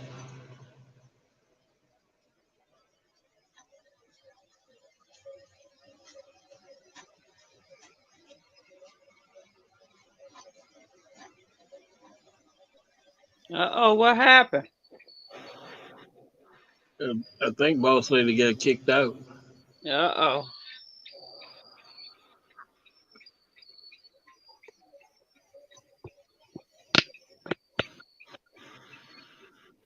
Well, y'all, you know they be trying to they can't keep us down. No, they can't. I'm still here with y'all. They can't keep us down. No, they can't. Mhm. Nope. We still in this piece. That's Still in right. this piece. So what y'all think about them summits that they go to, the world leaders?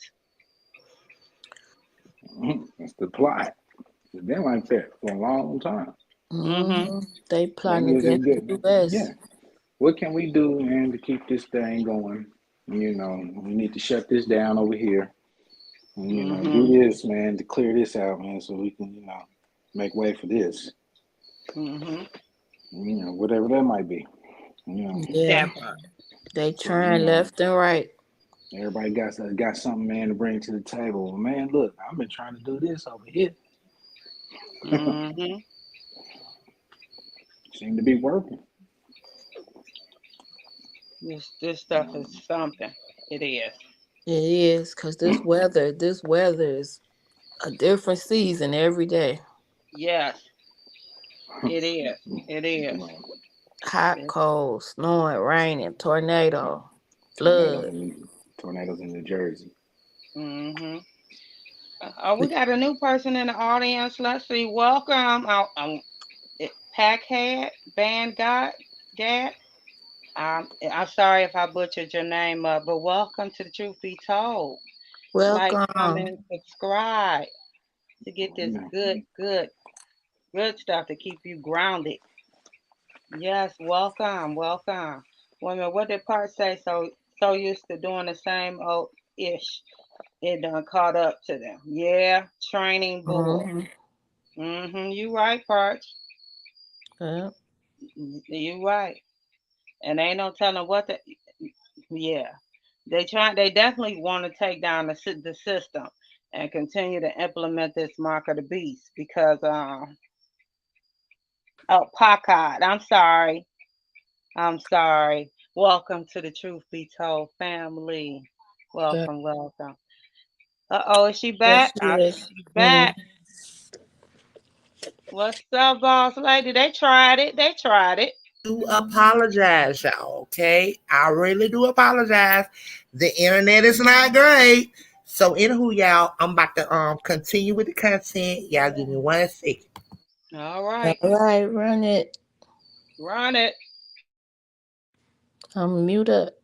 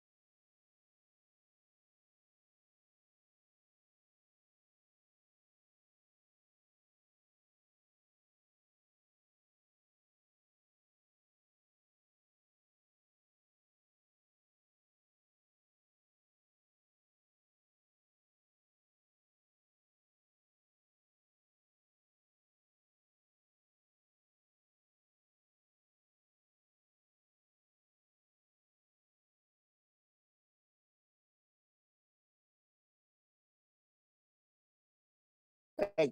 for Africans. I repeated it. I complained about it repeatedly. It is a serious problem. The United States must understand that Africans are not going to take it anymore. If you don't treat the Africans fairly, United States is going to see itself slowly losing ground to China, to Russia, to all other nations, because without respecting the Africans, without treating the Africans as equal, without understanding that exploitation and abuse of Africa simply cannot continue. This meeting, this summit, is going to be yet another gathering with no outcomes, no deliverables until the next summit. I'm sorry, but the disrespect of the Africans is at the bottom of it all. Agenda for this meeting should have been set out in advance. Africans should have been involved.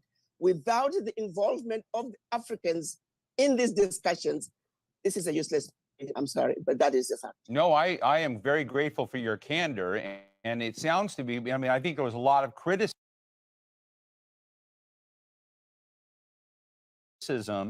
of the last summit, like.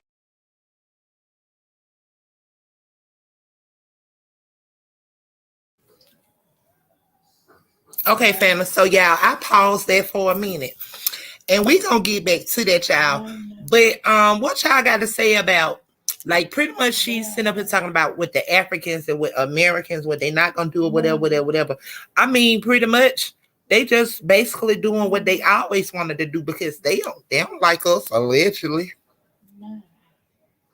Well, y'all at, family? Yeah, allegedly. Okay, allegedly. Yeah, we're gonna go with allegedly. Okay, yeah, that's what we gonna go with. Because y'all know they don't like Americans, you know what I'm saying? But Americans get them all their money, honey, with braiding his hair and doing all that. And they sure like to come over here and reap the benefits of reap America. The benefits, snatch our men. Like us, but you want our benefits. Make it make sense. Snatch our men, honey. Be wanting a lot of them to marry them to make them leap. Shut up. Yeah, everybody looking for a green card. Yeah, well, I ain't a green card. Going to Health college green free. They be going to college free and everything. They sure do, honey. A lot of them get big old trucks and trucks of food. I can't even get a food stamp. Okay, honey. They say I make too much money, honey. So, yeah, make it make sense. I pay my taxes like everybody else. That poet, and we can't get nothing. But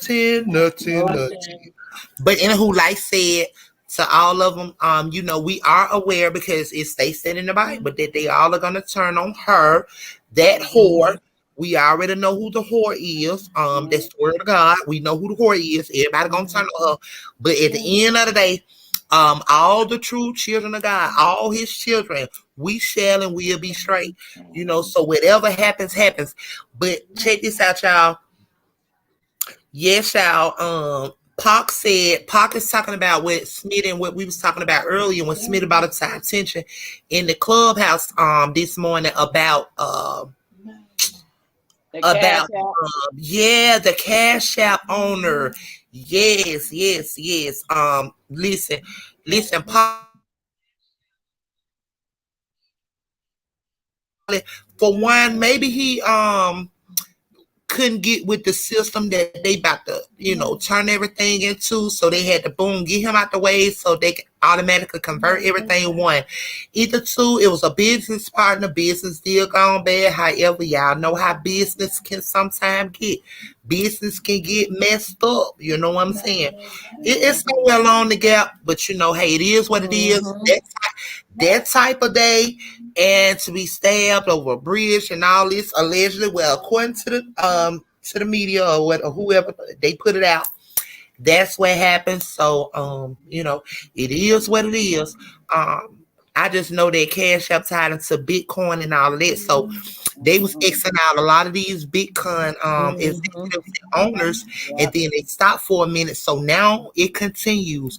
So bet your bottom dollar that it has a lot to do with that rabbit hole on this new currency system and whatever. If you ain't down, you gonna get down. They're gonna take you down. Yeah. Period. All right, that poet. Okay, so Pac said, I feel like can't nobody braid hair better than a sister. Man, Pac, I'm so with you on that. Yeah. There ain't another race that can do it. Truth be told, yes, sisters bad when it come to braiding their hair. My daughter braids hair. She's fire. Two of them. I got two daughters. Big mom just is not fire like Asia. My pumpkin, my oldest girl is fire. My baby girl, she good, but she ain't fire. So sister, but both of them great. But however, not only that, people in my family, people I know in general, yes, they are fire. But however, I gotta keep it 100. They ain't nothing like them Africans. Like, listen, you gotta hunt them down. You gotta run behind them. They gonna take their time. They doing this. They doing it. That part. So guess what? What I do, I don't care. $280, $250, $280, $300, $340, however it may be. I go and take it to them peoples, because guess what? Listen here, they gonna take a couple of hours, a few hours, even 5 hours, and they gonna get it done. Okay, so that's why, yes, you are right, Pop. But however, I still say, listen, I do this here, okay? My hairstyles be $250, $260, $300. Like, yeah, that's what I do. But the other ladies in here do too. But however, we gotta be honest. The sisters ain't, listen, they lazy. Yeah, listen, 80% of them are lazy, Pop. Like, you gotta run behind them. I ain't run behind nobody and gotta give you my money. You gotta be twisted next. So that's why I go to the African. They gonna go and do it and get it over with. You all right. So you know it is what it is. Hey, they got plenty of crafts. They bad with it now. Not only just braids, they bad with hairstyles. We bad in all that we do. But however, like, no, they inconsistent. They inconsistent when it comes to the time and all of that. Ain't nobody finna run behind you and then pay you. You got me twisted. You'll never get $1 from me. But anywho, y'all. That's right. So we finna keep with this content, y'all. Boss lady, y'all know I ain't ready to got my smoke yet. I'm finna go smoke, y'all. So I'm finna continue to bring this content, y'all. And I'll be right back. All right, let's get it.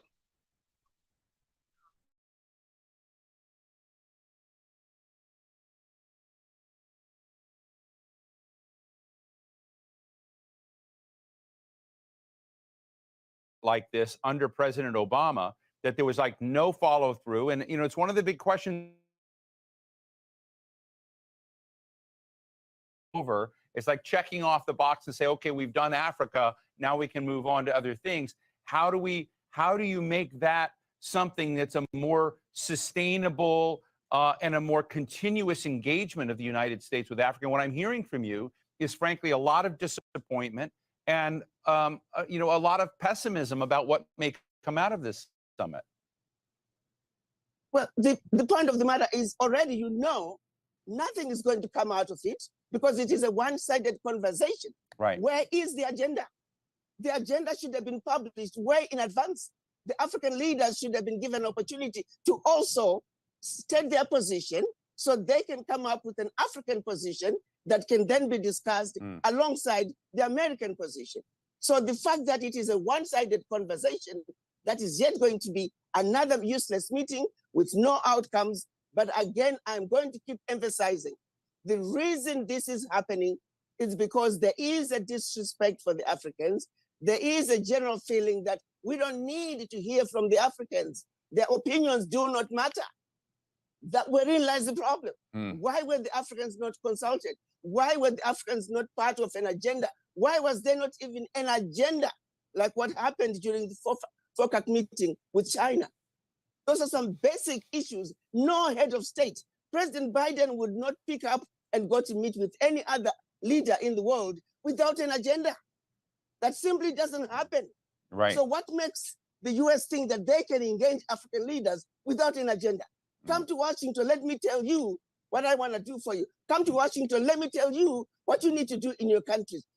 That game is an old game. Right. It's not going to work anymore. To be honest with you, if I'm to speak the truth, I hope a lot of heads of states don't come because it is an insult. It is an abuse of the African leaders. It's a disrespect of the African leaders. Where is the agenda? Please respect the African leaders. Do unto them what you would want done unto you. So it's really a simple ask. Let me ask you a question. You mentioned China and how China approaches this. I'm interested in what China gets so right But is there a blind spot there? Are there problems in the China-Africa relationship from your perspective? Let me also just hit the nail in the head and deal with the 10,000-pound gorilla in the room. Yeah. Racism as well plays a very important part. The disrespect of the Africans also goes back to a lot of the people who work in the US government, not all of them, but there's a significant of them who automatically assume that Africans do not know what they're doing. Africans need help. Africans need to be told what to do. And racism is also at the bottom of it all. We need to address the individuals who are going to be visiting Africa, engaging Africa. They must understand that Africans are equal to them. But when one goes to Africa with a sense of superiority, wherein lies the problem, because you're not going to engage those leaders who are going to come to the table as equals. You go in feeling superior, you come back feeling superior. That is not an issue with the Chinese. The Chinese are coming in. The Chinese, yes, if you don't negotiate with them and they win the game, then that's your fault. But they don't come in feeling superior. They understand that Africa has something they need. So they will come to the Africans. They will come and make sure that they let the Africans know that you matter to us, that our relationship with you does matter. That you don't get that feeling with the United States. You get the feeling that there's this sense of superiority, that you Africans, you ought to be glad that we are engaging you. You ought to be glad that we are inviting you to come to Washington. That sense of superiority, it has to change. Whether it calls for the United States to retrain their people as they engage Africa, but it is that which really goes to the bottom of why the engagements are not going to be as effective. They must take a page out of what Africa is doing. Let me say this. Chinese people didn't used to be that way, but they quickly changed their strategy. When they realized that the game they were playing was not going to work in Africa, they changed their strategy. And that's why, like I said it during my tenure. I'll continue to say it again. If this was a basketball game, the United States need to call for timeout. This is a new game, and it requires new rules of engagement. The United States must, first and foremost, make sure that racism is out of the picture. Africans are just as smart as anybody else. Africans are equal, and until we engage, are always going to be useless. And it goes back to the individuals who are going to be at the table with the Africans. So the US also need to address the issue of racism and make sure that the people engaging Africa, their minds are clear and they accept that Africans are equal. Tell us about Pan-Africanism. Tell us about what Africa, the states in Africa are doing to trade, to connect, to move their agenda forward proactively, no matter what the rest of the world is thinking about it. Absolutely. I have to say, if you were to go back to 1963, when our Pan-African fathers came together in the hopes of creating an Africa that spoke with one voice, an Africa that had one military, an Africa that had one central bank, one monetary fund, one stock exchange, and an Africa with one customs union. We failed at that over the years, but finally, 2 years ago, they approved the AfCFTA, the African Continental Free Trade Agreement, which is a policy that saw Africa coming together in one particular area, that we are now speaking with one voice when it comes to trade. Yes, its implementation is a monster. Yes, its implementation is work in progress, but you can say of the issues that our Pan-African fathers met to discuss in 1963, finally, over 50 years later, we are able to accomplish the first one, which is being an Africa that's going to the world as one customs union.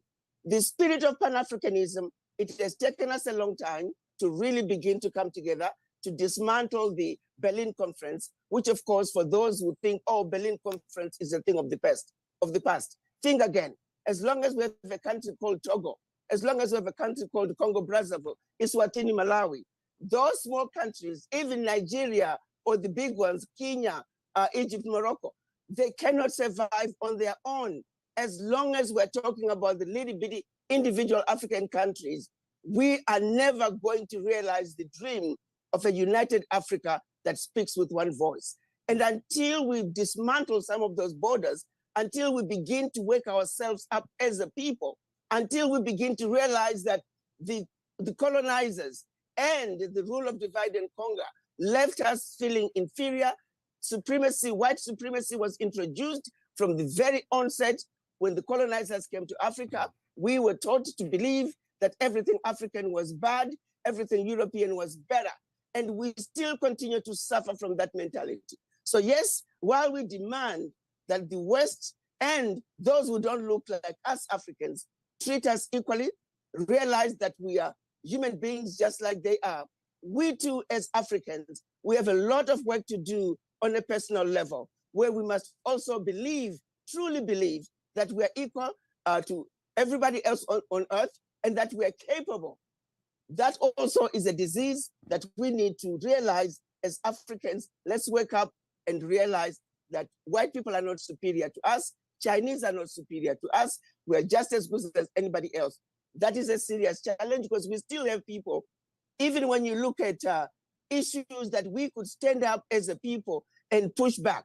You see ministers from the Western world going to Africa, and they basically can, I've seen them say some of the most ridiculous things to the Africans. And instead of the Africans pushing back and saying, hey, hold it, this is not going to fly.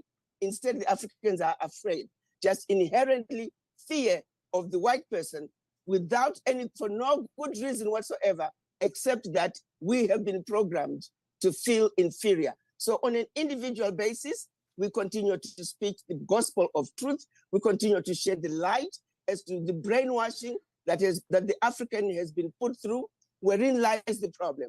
When you look at what is being done at the World Bank, for example, the Bretton Woods institutions, the frivolous loans, countries that have never defaulted on their loan repayments, and yet they're still given large interest rates. Why?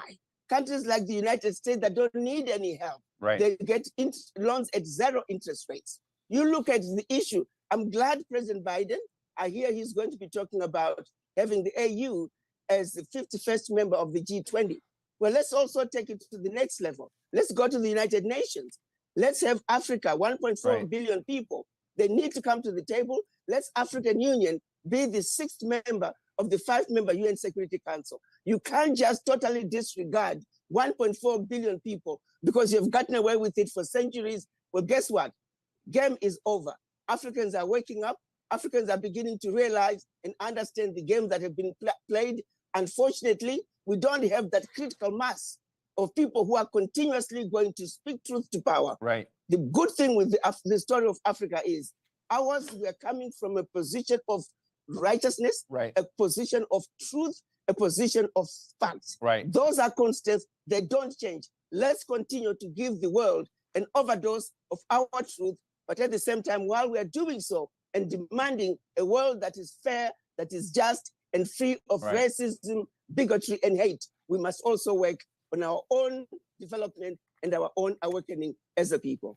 Talk to me a little bit about how Africa can take advantage of its intellectual connection and assets to entrepreneurs who have left but may want to help Africa back, because this is one of your major initiatives.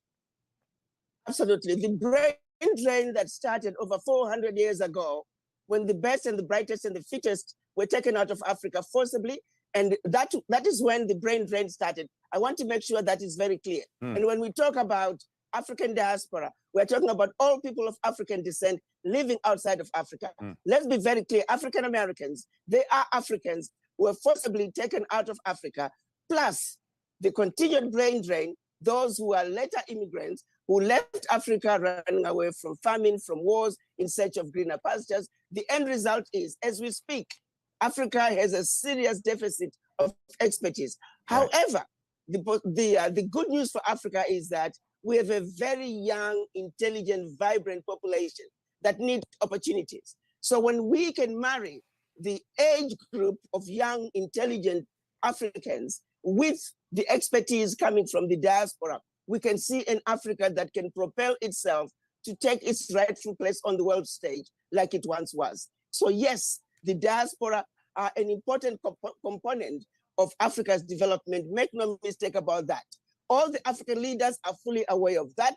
All the African leaders are in full support of coming up with programs to make it easier for the diaspora to move back. We want to look at diaspora who can come to Africa, not just focus on a country that you were born in, but if you are a person of African descent, Africa should matter to you. Africa should be your problem. You must own Africa's problems, understand it, and participate in the development of Africa. For when we have a stable Africa, it now also correlates with an African American who is anchored. It correlates with an Afro-Caribbean who is anchored. It correlates with an Afro-Latino who is anchored. Currently, descendants of the formerly enslaved, they're like a ship without an anchor. The wind blows that way, here they go. Until they're anchored by being accepted by Africa, until they're anchored by participating in the development of Africa. The Jews do it, the Chinese do it, the Indians do it, the Irish do it, African Americans together with the continental Africans.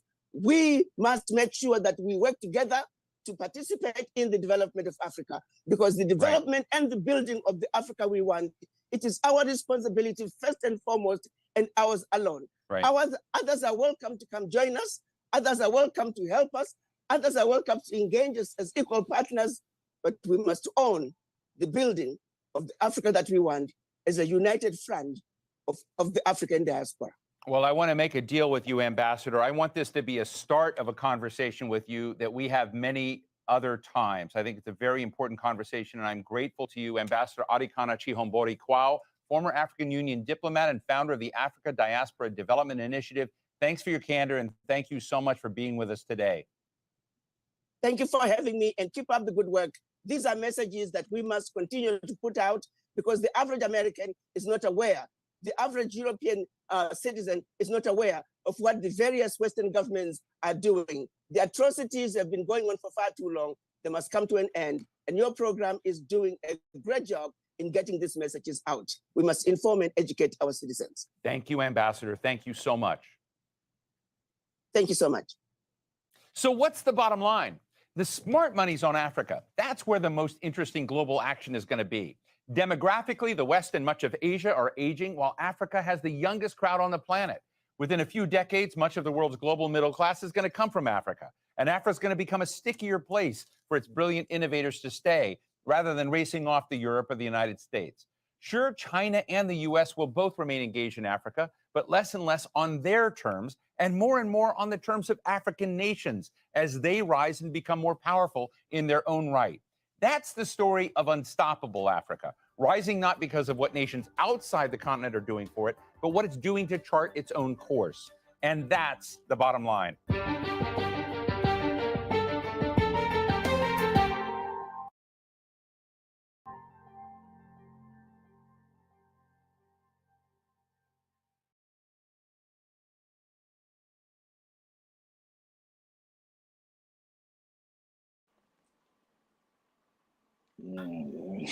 Man, she was going off. Yeah, I want to elaborate on this thing. I'm gonna give y'all a minute to just chime in on that and just talk about that, y'all. You know, we got to make it make sense. You know what I'm saying? Like Lillian said, we got to make it make sense, y'all. So I mean, she's saying how everything, you know, the Africans is, and you know, all blacks, you know, killer racism. But at the end of the day, unfortunately, we are our own worst enemies because we're too busy knocking the other black person. So how can we grow and be one if we're fighting each other? Exactly. And not only that, they don't like us. They act like they're better than us. So, exactly. They don't alongside quite a few of them here.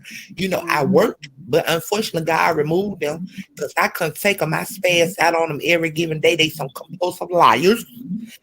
Listen, we don't steal race, anything of that over here. We do not like that. We are a family of loving people. However, I have to speak the truth.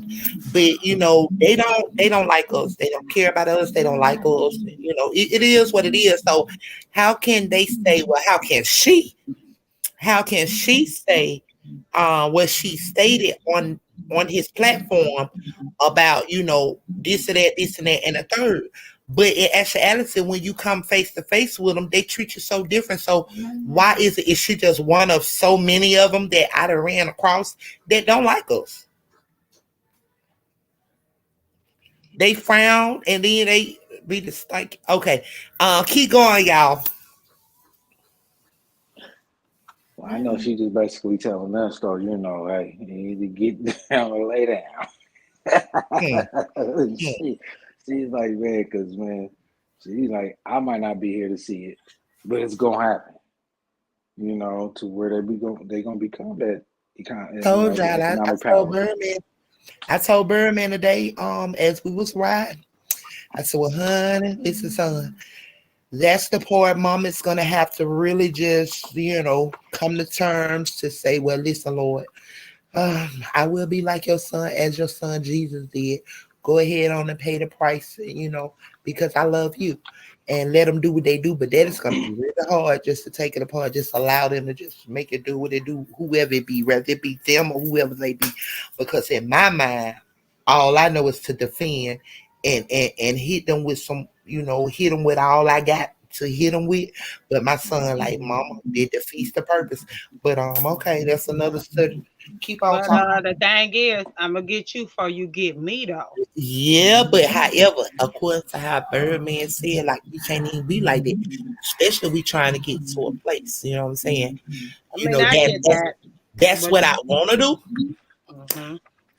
I can't foresee it. Like, you know what I'm saying? My thought is to, like, take so many out with me before I leave. But my son, like, Mama, you know, you defeat the purpose. Like, you go, you know, I'm like, oh, so they give me something to think about. And it has been puzzling because I don't know, Jesus was a bad one, baby. Listen, hey, there could be no other like him.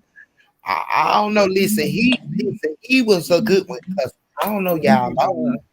Look, I'm throwing all type of bullets. I got everything in the category, so I'm slanging them, but I gotta pray on it. That's a work in progress because we ain't like our ancestors. I'm coming up for real. Lord, if I'm gonna go to hell for slanging slanging that iron back, well, Lord, hell bound I may be. But Lord, Jesus help me. You're gonna be like, pow. Hey, it's well. I gotta work on that, child. Like, I gotta work on my son. He made sense when he said it, but I was like, "Oh, son, hold up, baby. That was a little too heavy right there. I don't know. We'll wait when we get there. We shall see what Boss Later do.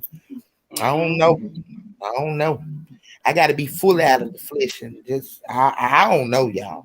Yeah, that's when God gonna have to take over there. Baby, he really gonna have to take over because I'm throwing that iron.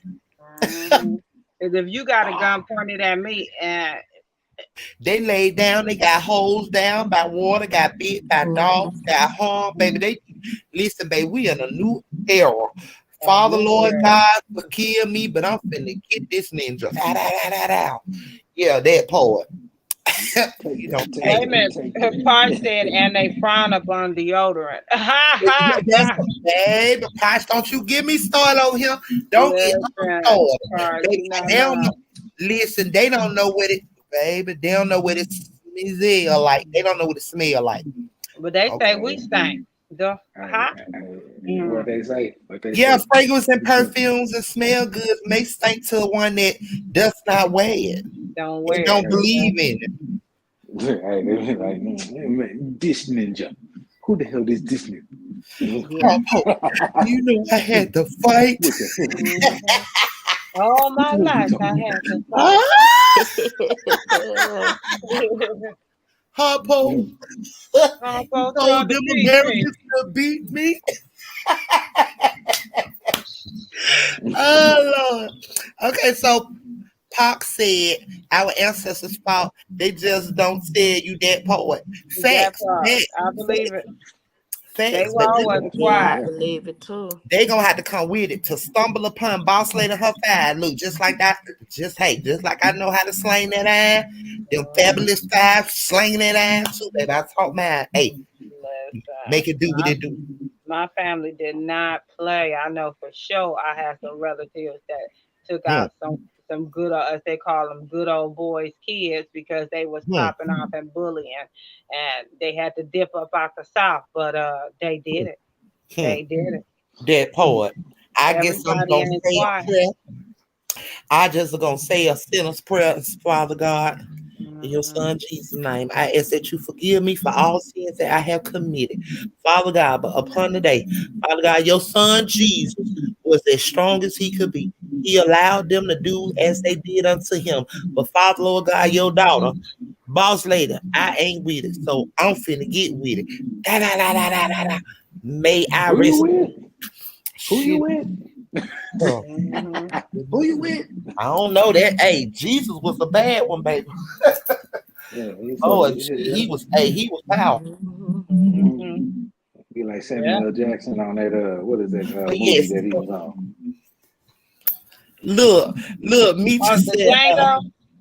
Meech said eye for an eye. Lillian said 2 for a 2. An arm for an arm and a leg for a leg. Listen, Gonna get them ears too. that's just like back in the day. You know when the what they call it, the gun toting days back in the day. They pulled guns at each other, and it was who pushed the button first. Who pulled? I challenge you to a duel. Wild Wild West. The Wild Wild West. Thank you. Hey, the Wild West. Look, baby, I ain't just got no guns, baby. At least I'm a member of the NRA, baby. I'm coming with it. I got swords too, baby. Listen, they sharpen. Okay, one of them I gotta sharpen up, but baby, I got it all. Look, Smitty said a time to kill. That part. My grandmother, my father's mother, she kept a machete on the side Yeah, of they her like bed. that And machete. let me tell you, that machete was so sharp, but it also was had the rust on it and stuff. And she damn near decapitated my dad one day. He snuck up on her in the dark. He didn't know her. My grandmother was fast. And she swung at him. He ducked just in time. He said, "Mama, it's me." She said, "You better announce yourself or you walk in my room because For you about real. to be a headless horseman." Yeah, then you know what you're doing like the old school. You know what I'm saying? You can go and have them cleaned, or you can clean them yourself and keep them sharp. But however, I keep them up where I just go across that concrete. I go across that concrete with them, and then cut some onions up with them. But yeah, you sharpen them up on concrete. Well, that's why I do mine. They already sharp, but to keep them sharp, I just use the concrete and a brick. Yay, that part. Ain't nobody gonna let you just come on them willy nilly. Not this day and age.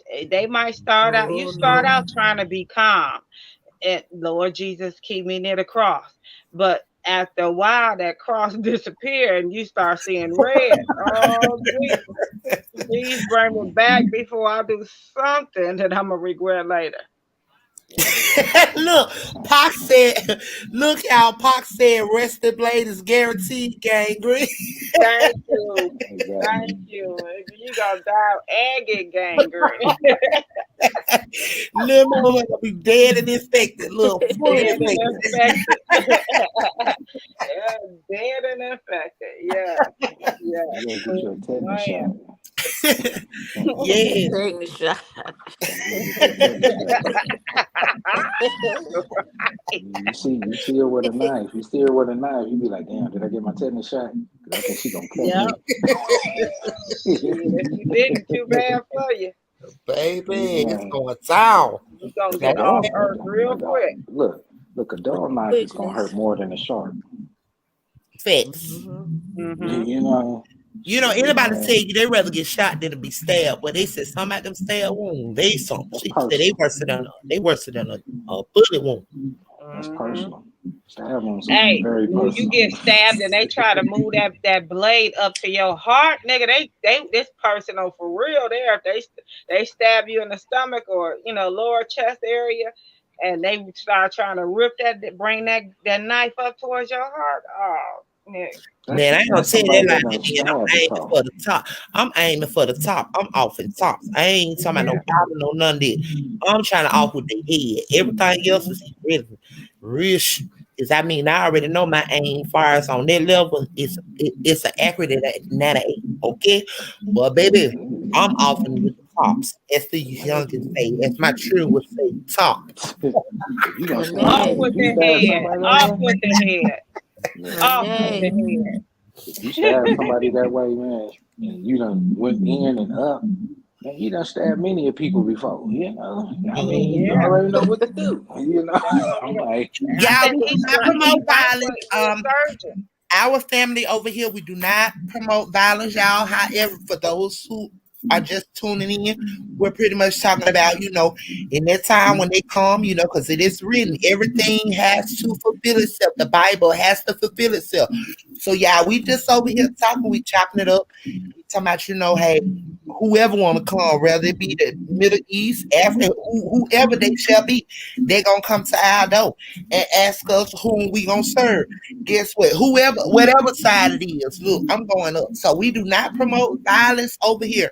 We are a group of loyal, loving, happy, friendly people. We just trying to get the word out and be true. We but just I trying want to to know, bring the truth. but So help us God. But hey, by the we way, do not permit violence. But we do have the right to protect ourselves. What you said, Milton? what's that thing they be saying? By the way, who sent you? Okay. Who sent Who y'all? sent you? Now it ain't who sent you, it's who sent y'all. Who sent y'all? So, in other words, don't start it, but you don't start it, but you can end it. Mm-hmm. I said what I said. Yeah. We gonna finish it around here, baby. Me and my family is five. We gonna finish it, baby. We don't live by start none, that. it won't be none. That part. We live by that. Walk it like you talk it. Walk it like you talk it. Look, baby, we live by that Bible in them rounds, baby. We sure do. Before you do it, Lord forgive her. Mm-hmm. Walk up. Walk up. We gonna be like Wakanda. Look, be like Wakanda. Wakanda. Wakanda. You sound like Fozzie on that one, man. You know, you sound like one of the Muppets. Ain't that what Fozzie be saying? Waka waka. What? Good. Waka, So waka, y'all family waka. coming in, little family. So y'all come in the comment section. Y'all just heard her over there when she gave that man her interview. Y'all heard that she said, if y'all agree with that, y'all come in the comment section, interact with us and let us know how y'all feeling about that. Also, you all can chime in on what we talking about. You know what I'm saying? I know telling what we talking about. We gonna come from one thing to another to another. We gonna keep it going, y'all. However, it's just 11 o'clock. I got one more link in the back. What y'all want to do with it, fam? All right, go on and drop. Run it. All Run right, it. man. Let's All get right, it. man. Let's go.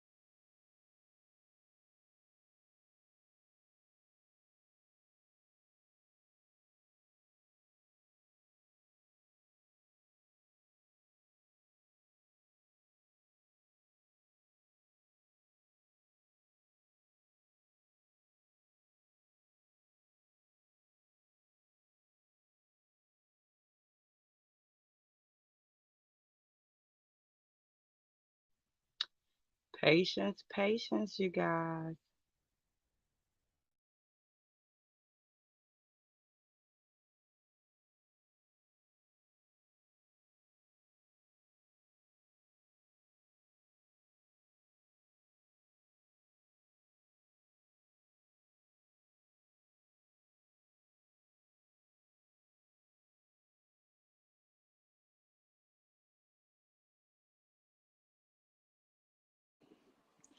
Yeah, I'm just a girl on the go.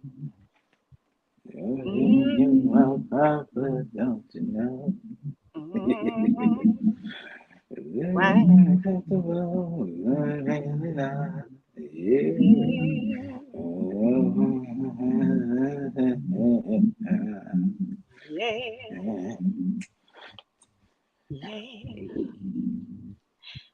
Y'all don't pay me no mind. Y'all know I do.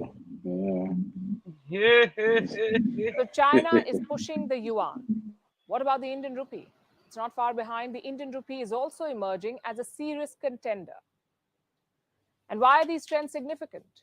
Because currencies drive commerce. The dollar's dominance gives the US an outsized influence on the global economy, and a shift away from the dollar will only hurt America. It will also hasten the rebalancing of the global economy. In the next few minutes, we'll look at this trend and where this is going. First, the events in Brazil. Brazil announced the deal yesterday, and it did not come out of the blue. The agreement had been in the works for a while. A preliminary pact was signed in the month of January. It laid the foundations of the final agreement, and it's a fairly simple deal. Earlier, Brazil and China used the US dollar for trade. Now they will deal in their native currencies. China will use the yuan, and Brazil will use the Brazilian reais. How does it help? It will save costs. Look at the official statement from Brazil. This is what it says. The expectation is that this will reduce costs, promote even greater bilateral trade, and facilitate investment. China is Brazil's biggest trading partner. Last year, their bilateral trade was worth over $150 billion. So it makes sense for Brazil to ditch the dollar. But what's in it for China? Beijing is on a mission. It wants to internationalize the yuan. It is building a large coalition of partners. These are countries that will use the yuan instead of the US dollar, and Beijing has made considerable progress in this direction. It has secured bilateral pacts with 41 countries so far. The total value of these agreements is more than $500 billion. So the yuan is gaining international acceptance. And the petro yuan is rising. Now, what is the petro yuan? It's not a different currency. Petro yuan is simply using the yuan to settle oil bills, just like the petrodollar. And China is making an aggressive push for this. It is finding takers in oil-producing nations. Russia, for instance, it has embraced the yuan. So have Iran, Venezuela, and some African nations. Now, reports say Saudi Arabia is also considering the switch from the dollar to the yuan. And this is going to be a very important development. We know that Riyadh has been at odds with Washington and is getting closer to Beijing. But ditching the dollar will be a decisive move. Meanwhile, the Indian rupee is also competing in this race. Last year, India's Reserve Bank made a move. It allowed international trade settlements in the Indian rupee. It's still early days, but India has made progress. Banks in 18 countries have shown interest. They've opened special accounts, and these accounts will help them settle trade payments in the Indian rupee. And these are the countries we're talking about. They're ditching the dollar. They want to use the Indian rupee for trade with India. Earlier this year, Brazil and Argentina floated an idea. They're thinking about a common currency for South America. Halfway across the world, Southeast Asia too is losing patience with the US dollar. In Africa, countries like Kenya are dumping the dollar. They'll use the Kenyan shilling for oil imports. So here's a question. Why is all of this happening now? Why is there a global rebellion against the dollar? Also, how did the dollar become the world's reserve currency? It happened after the Second World War in the year 1944. 44 allied countries met at Bretton Woods in the US. 44 countries came together. They wanted to avoid another financial turmoil, so they created a system, a set of rules that would shape the global economy as we know it today. It led to the creation of the International Monetary Fund, the IMF, also the World Bank. The Allies also agreed to a new exchange rate system. Each country pegged the value of its currency to the US dollar, and that's how the American dollar gained its dominance. The Bretton Woods Conference gave the US immense power to dominate the global economy. It created two financial institutions, the IMF and the World Bank, largely controlled by America. And they're still quite powerful and still led by the US. As for the dollar, it is still widely used, both inside and outside the US. About $1 trillion notes are in circulation outside America. Some 40% of the world's debt is issued in US dollars. Nearly 60% of the global currency reserves are in US dollars, and close to 90% of all foreign exchange trade involves the US dollar. The world economy is hooked to the dollar, but now it wants to give up this addiction, but it'll not happen overnight. The dollar's downfall, though, has begun. And here's another blow to US interests. Saudi Arabia is shifting out of the American security umbrella. It has become a member of the SCO, the Shanghai Cooperation Organization, a security grouping led by China. Saudi Arabia is not a full member yet. It has joined as a dialogue partner. But this is the first step to full membership, and it signals Riyadh's intent to foster closer ties with Beijing. Remember, China recently brokered a big deal, a truce between Saudi Arabia and Iran. They resumed diplomatic ties, and China has usurped America's traditional role as mediator in West Asia. Now, Saudi Arabia is taking the next step. It is joining the SCO. To understand what it means, let's first understand the SCO. It's a security bloc, but it's not a uniform bloc. The SCO has 8 full members: China, Russia, India, Pakistan, and some Central Asian countries. How effective will a security bloc be if it has both India and Pakistan, and India and China? So what is India doing in this group? It became a full member in the year 2017, years after Russia pushed for India's membership. At the same time, China pushed for Pakistan, and it became a member in the same year, 2017. So India, China, and Pakistan are in the same group. But that did not stop China from trying to invade Indian territory in 2020. It also did not stop Pakistan from trying to infiltrate into Kashmir. Moral of the story? The SCO is not some kind of Eastern NATO, but it does have military, economic, and cultural cooperation. And as weird as it may sound, last year, Pakistani, Chinese, and Indian troops exercised together. They held a joint anti-terror exercise on Indian soil. That's the SCO for you, a coalition of contradictions. Now, Saudi Arabia wants to join it. It shows two things: China's expanding influence and America's shrinking role. Saudi Arabia's ties with the US have been frosty ever since Joe Biden became president. He famously vowed to make Saudi Arabia a pariah on the global stage. This was over the killing of journalist Jamal Khashoggi.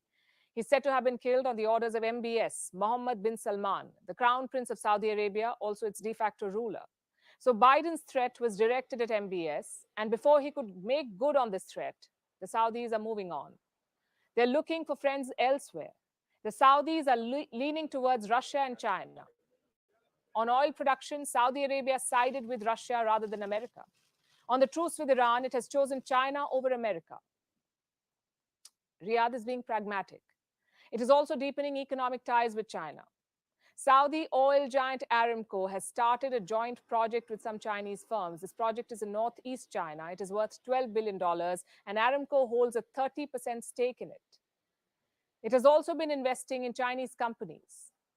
An Aramco CEO recently said this, I'm quoting, "Saudi Aramco aims to play a key role at the heart of China's long-term energy security and high-quality development." Now look at these developments together, and you'll see that Saudi Arabia is playing the long game. It is diversifying its partners, moving away from its dependence on the West. But again, this will be in the long term. Saudi Arabia cannot snap ties with the US overnight. They've been partners for 8 decades now. Saudi Arabia's entire security infrastructure is American-made. Analysts say it would take over a decade to replace American arms and defense systems with Chinese alternatives. And the withdrawal of American troops would still be risky.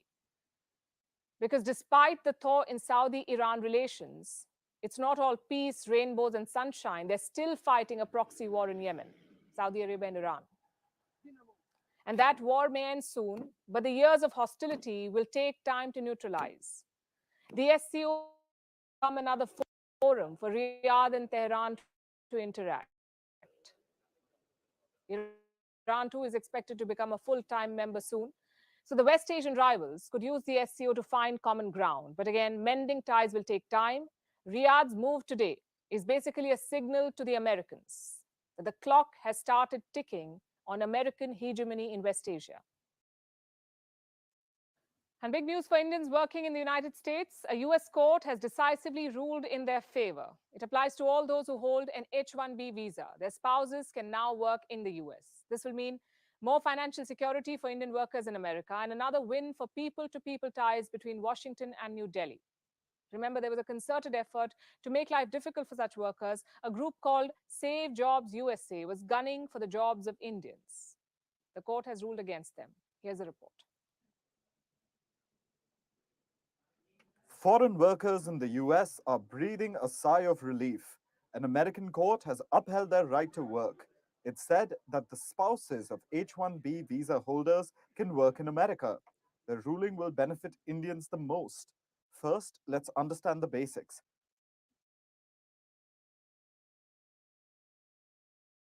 Specialty occupations. These occupations require specialized knowledge. We're talking about fields like biotechnology, computing, economics, education, research, journalism, medicine, and health. You need an H-1B visa to work in these fields in America if you're not a citizen. And these are just a few examples. Say you have an H-1B visa and a job. Your spouse and dependent children will get something called the H-4 visa. A lot of these H-4 visa holders also started working in America. This was thanks to an Obama-era regulation. It allowed H-4 visa holders to work in the US. Recently, a lawsuit was filed against them. This was done by a group called Save Jobs USA. They said the regulation did not have the approval of Congress.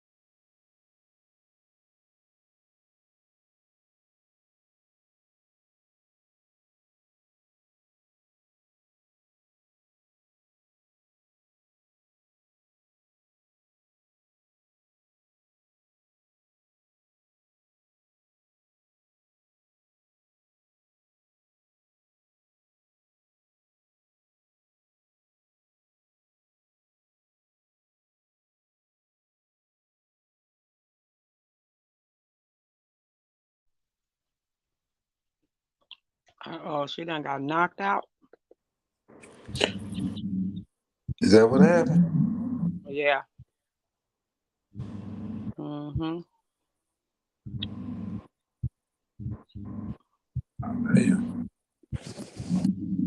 Man, you know, y'all already know the dollar, man, ain't what it used to be, you know. No, it's not. Like that little, Absolutely. what's that song, man? Devin the Dude, he said, Almighty dollar ain't what it used to be. He said, man, hobo used to ask for $1, now they ask for $3. The American dollar used to be more than any other country. Right. They're jealous about.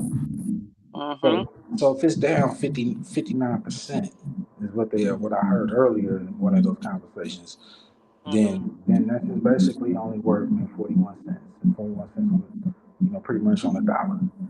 Right? Yeah. So, you know, man, our dollar is only, you know, I mean, barely clearing 40 cents. So, man, okay, so if something costs $1, then, man, you already know they're going, you know, it's basically what,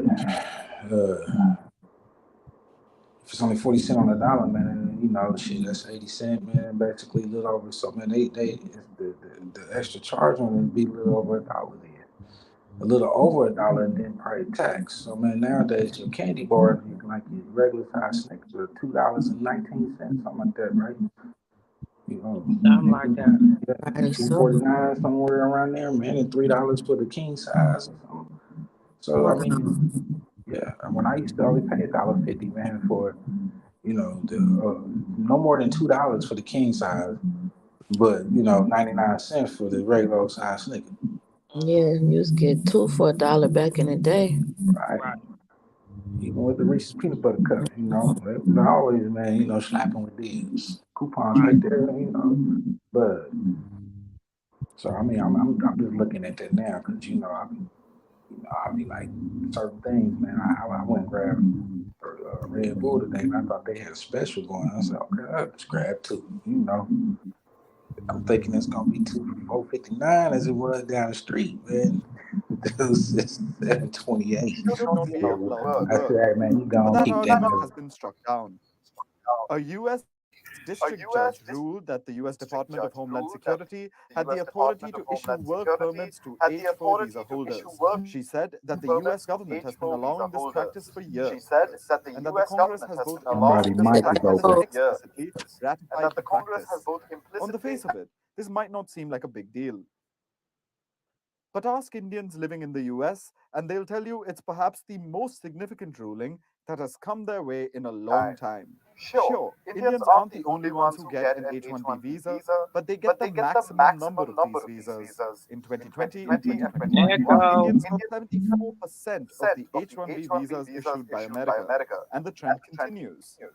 The US has issued 100,000 work authorizations to the spouses of H-1B visa holders. A considerable number of these are for Indians, and the court has ruled in their favor. They can now continue working and supporting their families financially. Also, the US needs Indian workers. There's a reason why so many Silicon Valley executives are Indians.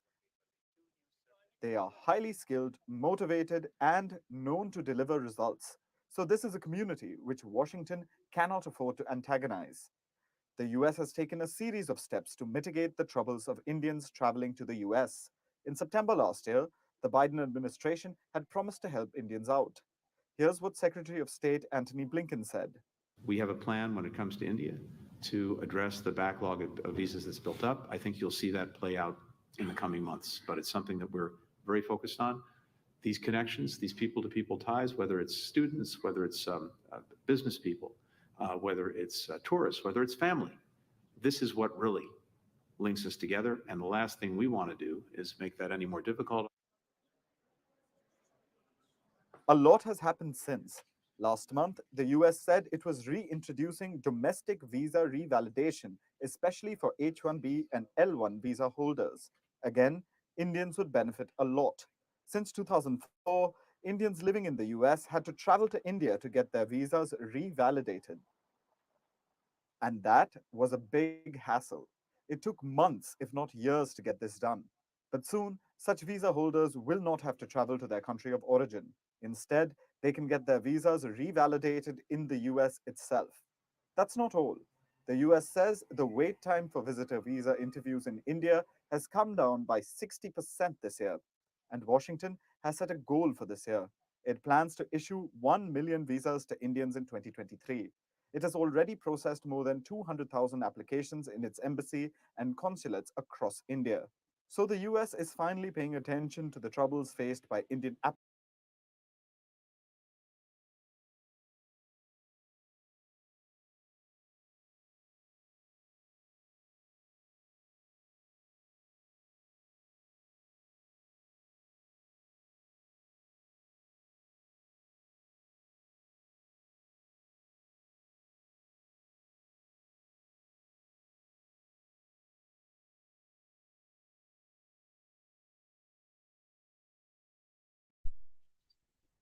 Uh-oh, they don't want to let us be great. Internet keep messing up.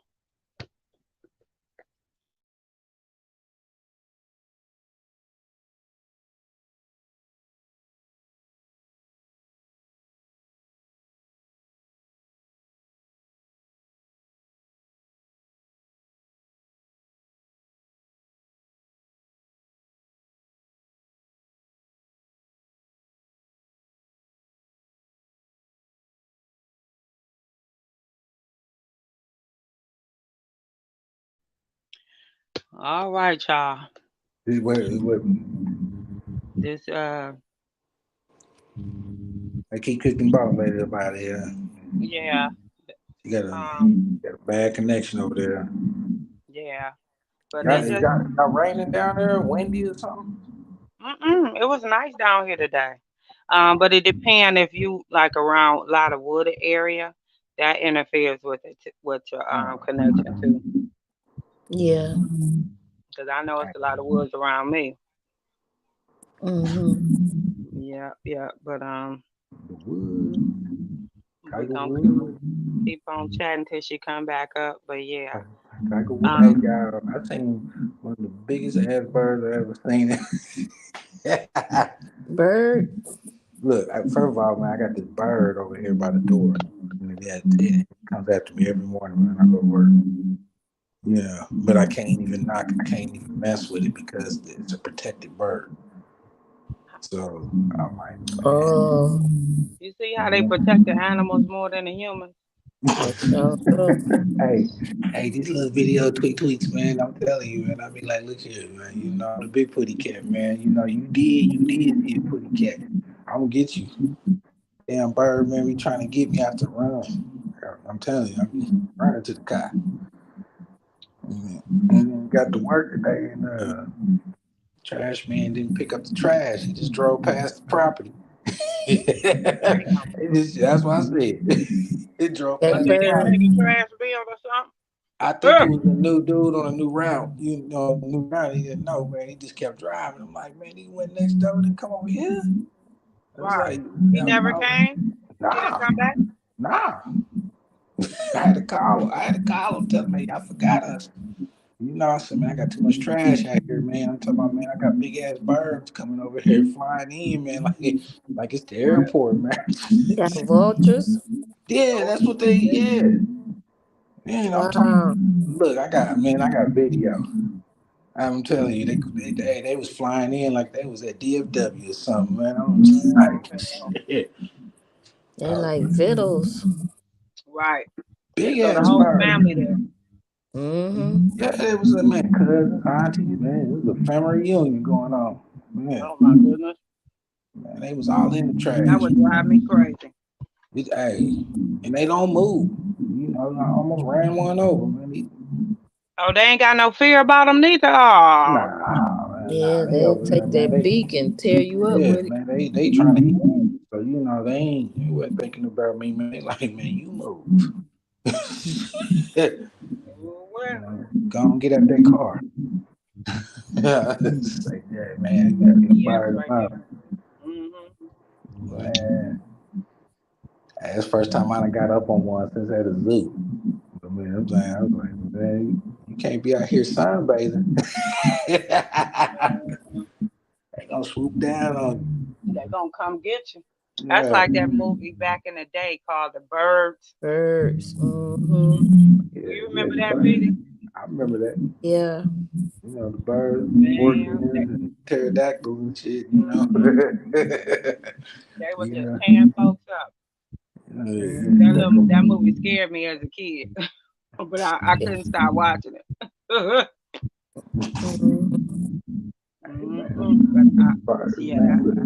Them is big birds, big old clouds, man. But look, I got little bitty birds, man, that's up here that's very, very protective of the nest. Yeah. Oh, you got a nest at your door? Yeah, and I can't take it down. So you know, I had to tell them, man, y'all need to call the animal control, man. Animal control to come get the protected bird. I said, man, and it's sitting on a bird sprinkler head. So you know, I'm like, man, too wait, gonna set it off. Right. They'll come back every year too, because I had one at my last place I stayed at. That nest, they kept building it right back every year. I'm like, oh my God. Look, I done went out there. Look, I had to buy a rubber snake, and I put around the sprinkler head, and they, you know, a couple of days, and then looked around, man. I came home from work one day, man. The little old snake was torn in pieces, you know, like that. Like this ain't no food. You know, like they sat there and watched me put it up there, like, you think he's slick. You think that snake gonna scare us? He better listen. He said, yeah. Now that's that stuff that oh God, that would really drive me nuts. Hey y'all, I'm back. Y'all, so y'all already know what time it is. That's why I don't be liking doing these things. Y'all know I'm surrounded by nothing but trees and woods. Y'all, my internet be in and out. It does what it wanna do. So that's it, y'all. I ain't gonna keep playing with it. So yeah, I heard y'all talking about the birds and the vultures. I got a bird nest that constantly they build that shit on my camera. One of my cameras every year. I get sick of them. I done knocked the bitch down over and over and over, and they build them so quick. Yeah, they come right back every year. Same spot. Is it mud? Same Does spot. it look like mud? Yeah, bird nest. Like they build a bird nest. They have their little brats up in there. Like I knock the bitch down. And then see out in the country, I know I stay in the rural area. So it's like red dirt, like you know what I'm saying, stuff like that. And boy, they had a red dirt all on the camera. Like that camera be blocking it out. Like, here we go with this shit. Yeah, boom. I knocked that bitch down. I knock it down, flip my camera up. Look, I'm sorry, they ruthless. Like they so ruthless out there in the country, y'all. Like they push the camera down and build that shit on top of it. I'll be like, baby, look, the camera like really just be facing down. Like you can just see the concrete on this side of my house. Like, no. You gotta figure out what you can get to keep them away when you knock them down. You said when, Lillian? You're gonna have to find out what you can use once you knock it down to spray on that or something so they don't come back. Put another bird up there. You know, put one of those fake birds up there that's bigger than them. Man, I ain't finna go through all that. They gonna know they goddamn bird ain't like that. I mean, they gonna know that bird fake or something. They gonna treat that bird like that snake, boy. Well, that snake didn't look real enough. I should have got something that looked a little bit more real, but I mean, I figured, man, that would be something to distract them. It did for a few days, and then they got hit, you know. And then they built that nest up there, and it's crazy because it's like, man, they regurgitate whatever out their body with, and I was sitting there watching it, making the nest with good, whatever bile, I guess, whatever they be spitting up. But it was weird, man. But that nest is strong.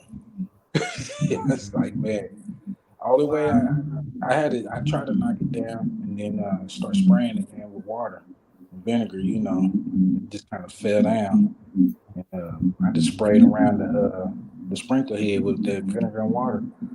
You know, it's kind of strong, but I ain't been back.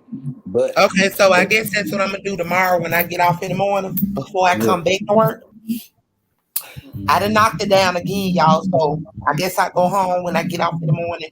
Go ahead on and spray it with vinegar and water, right? Yeah, because they don't like the smell. You know, I'm gonna just have to spray around the area because I don't know. I probably messed my camera up. Do it straight vinegar, no water.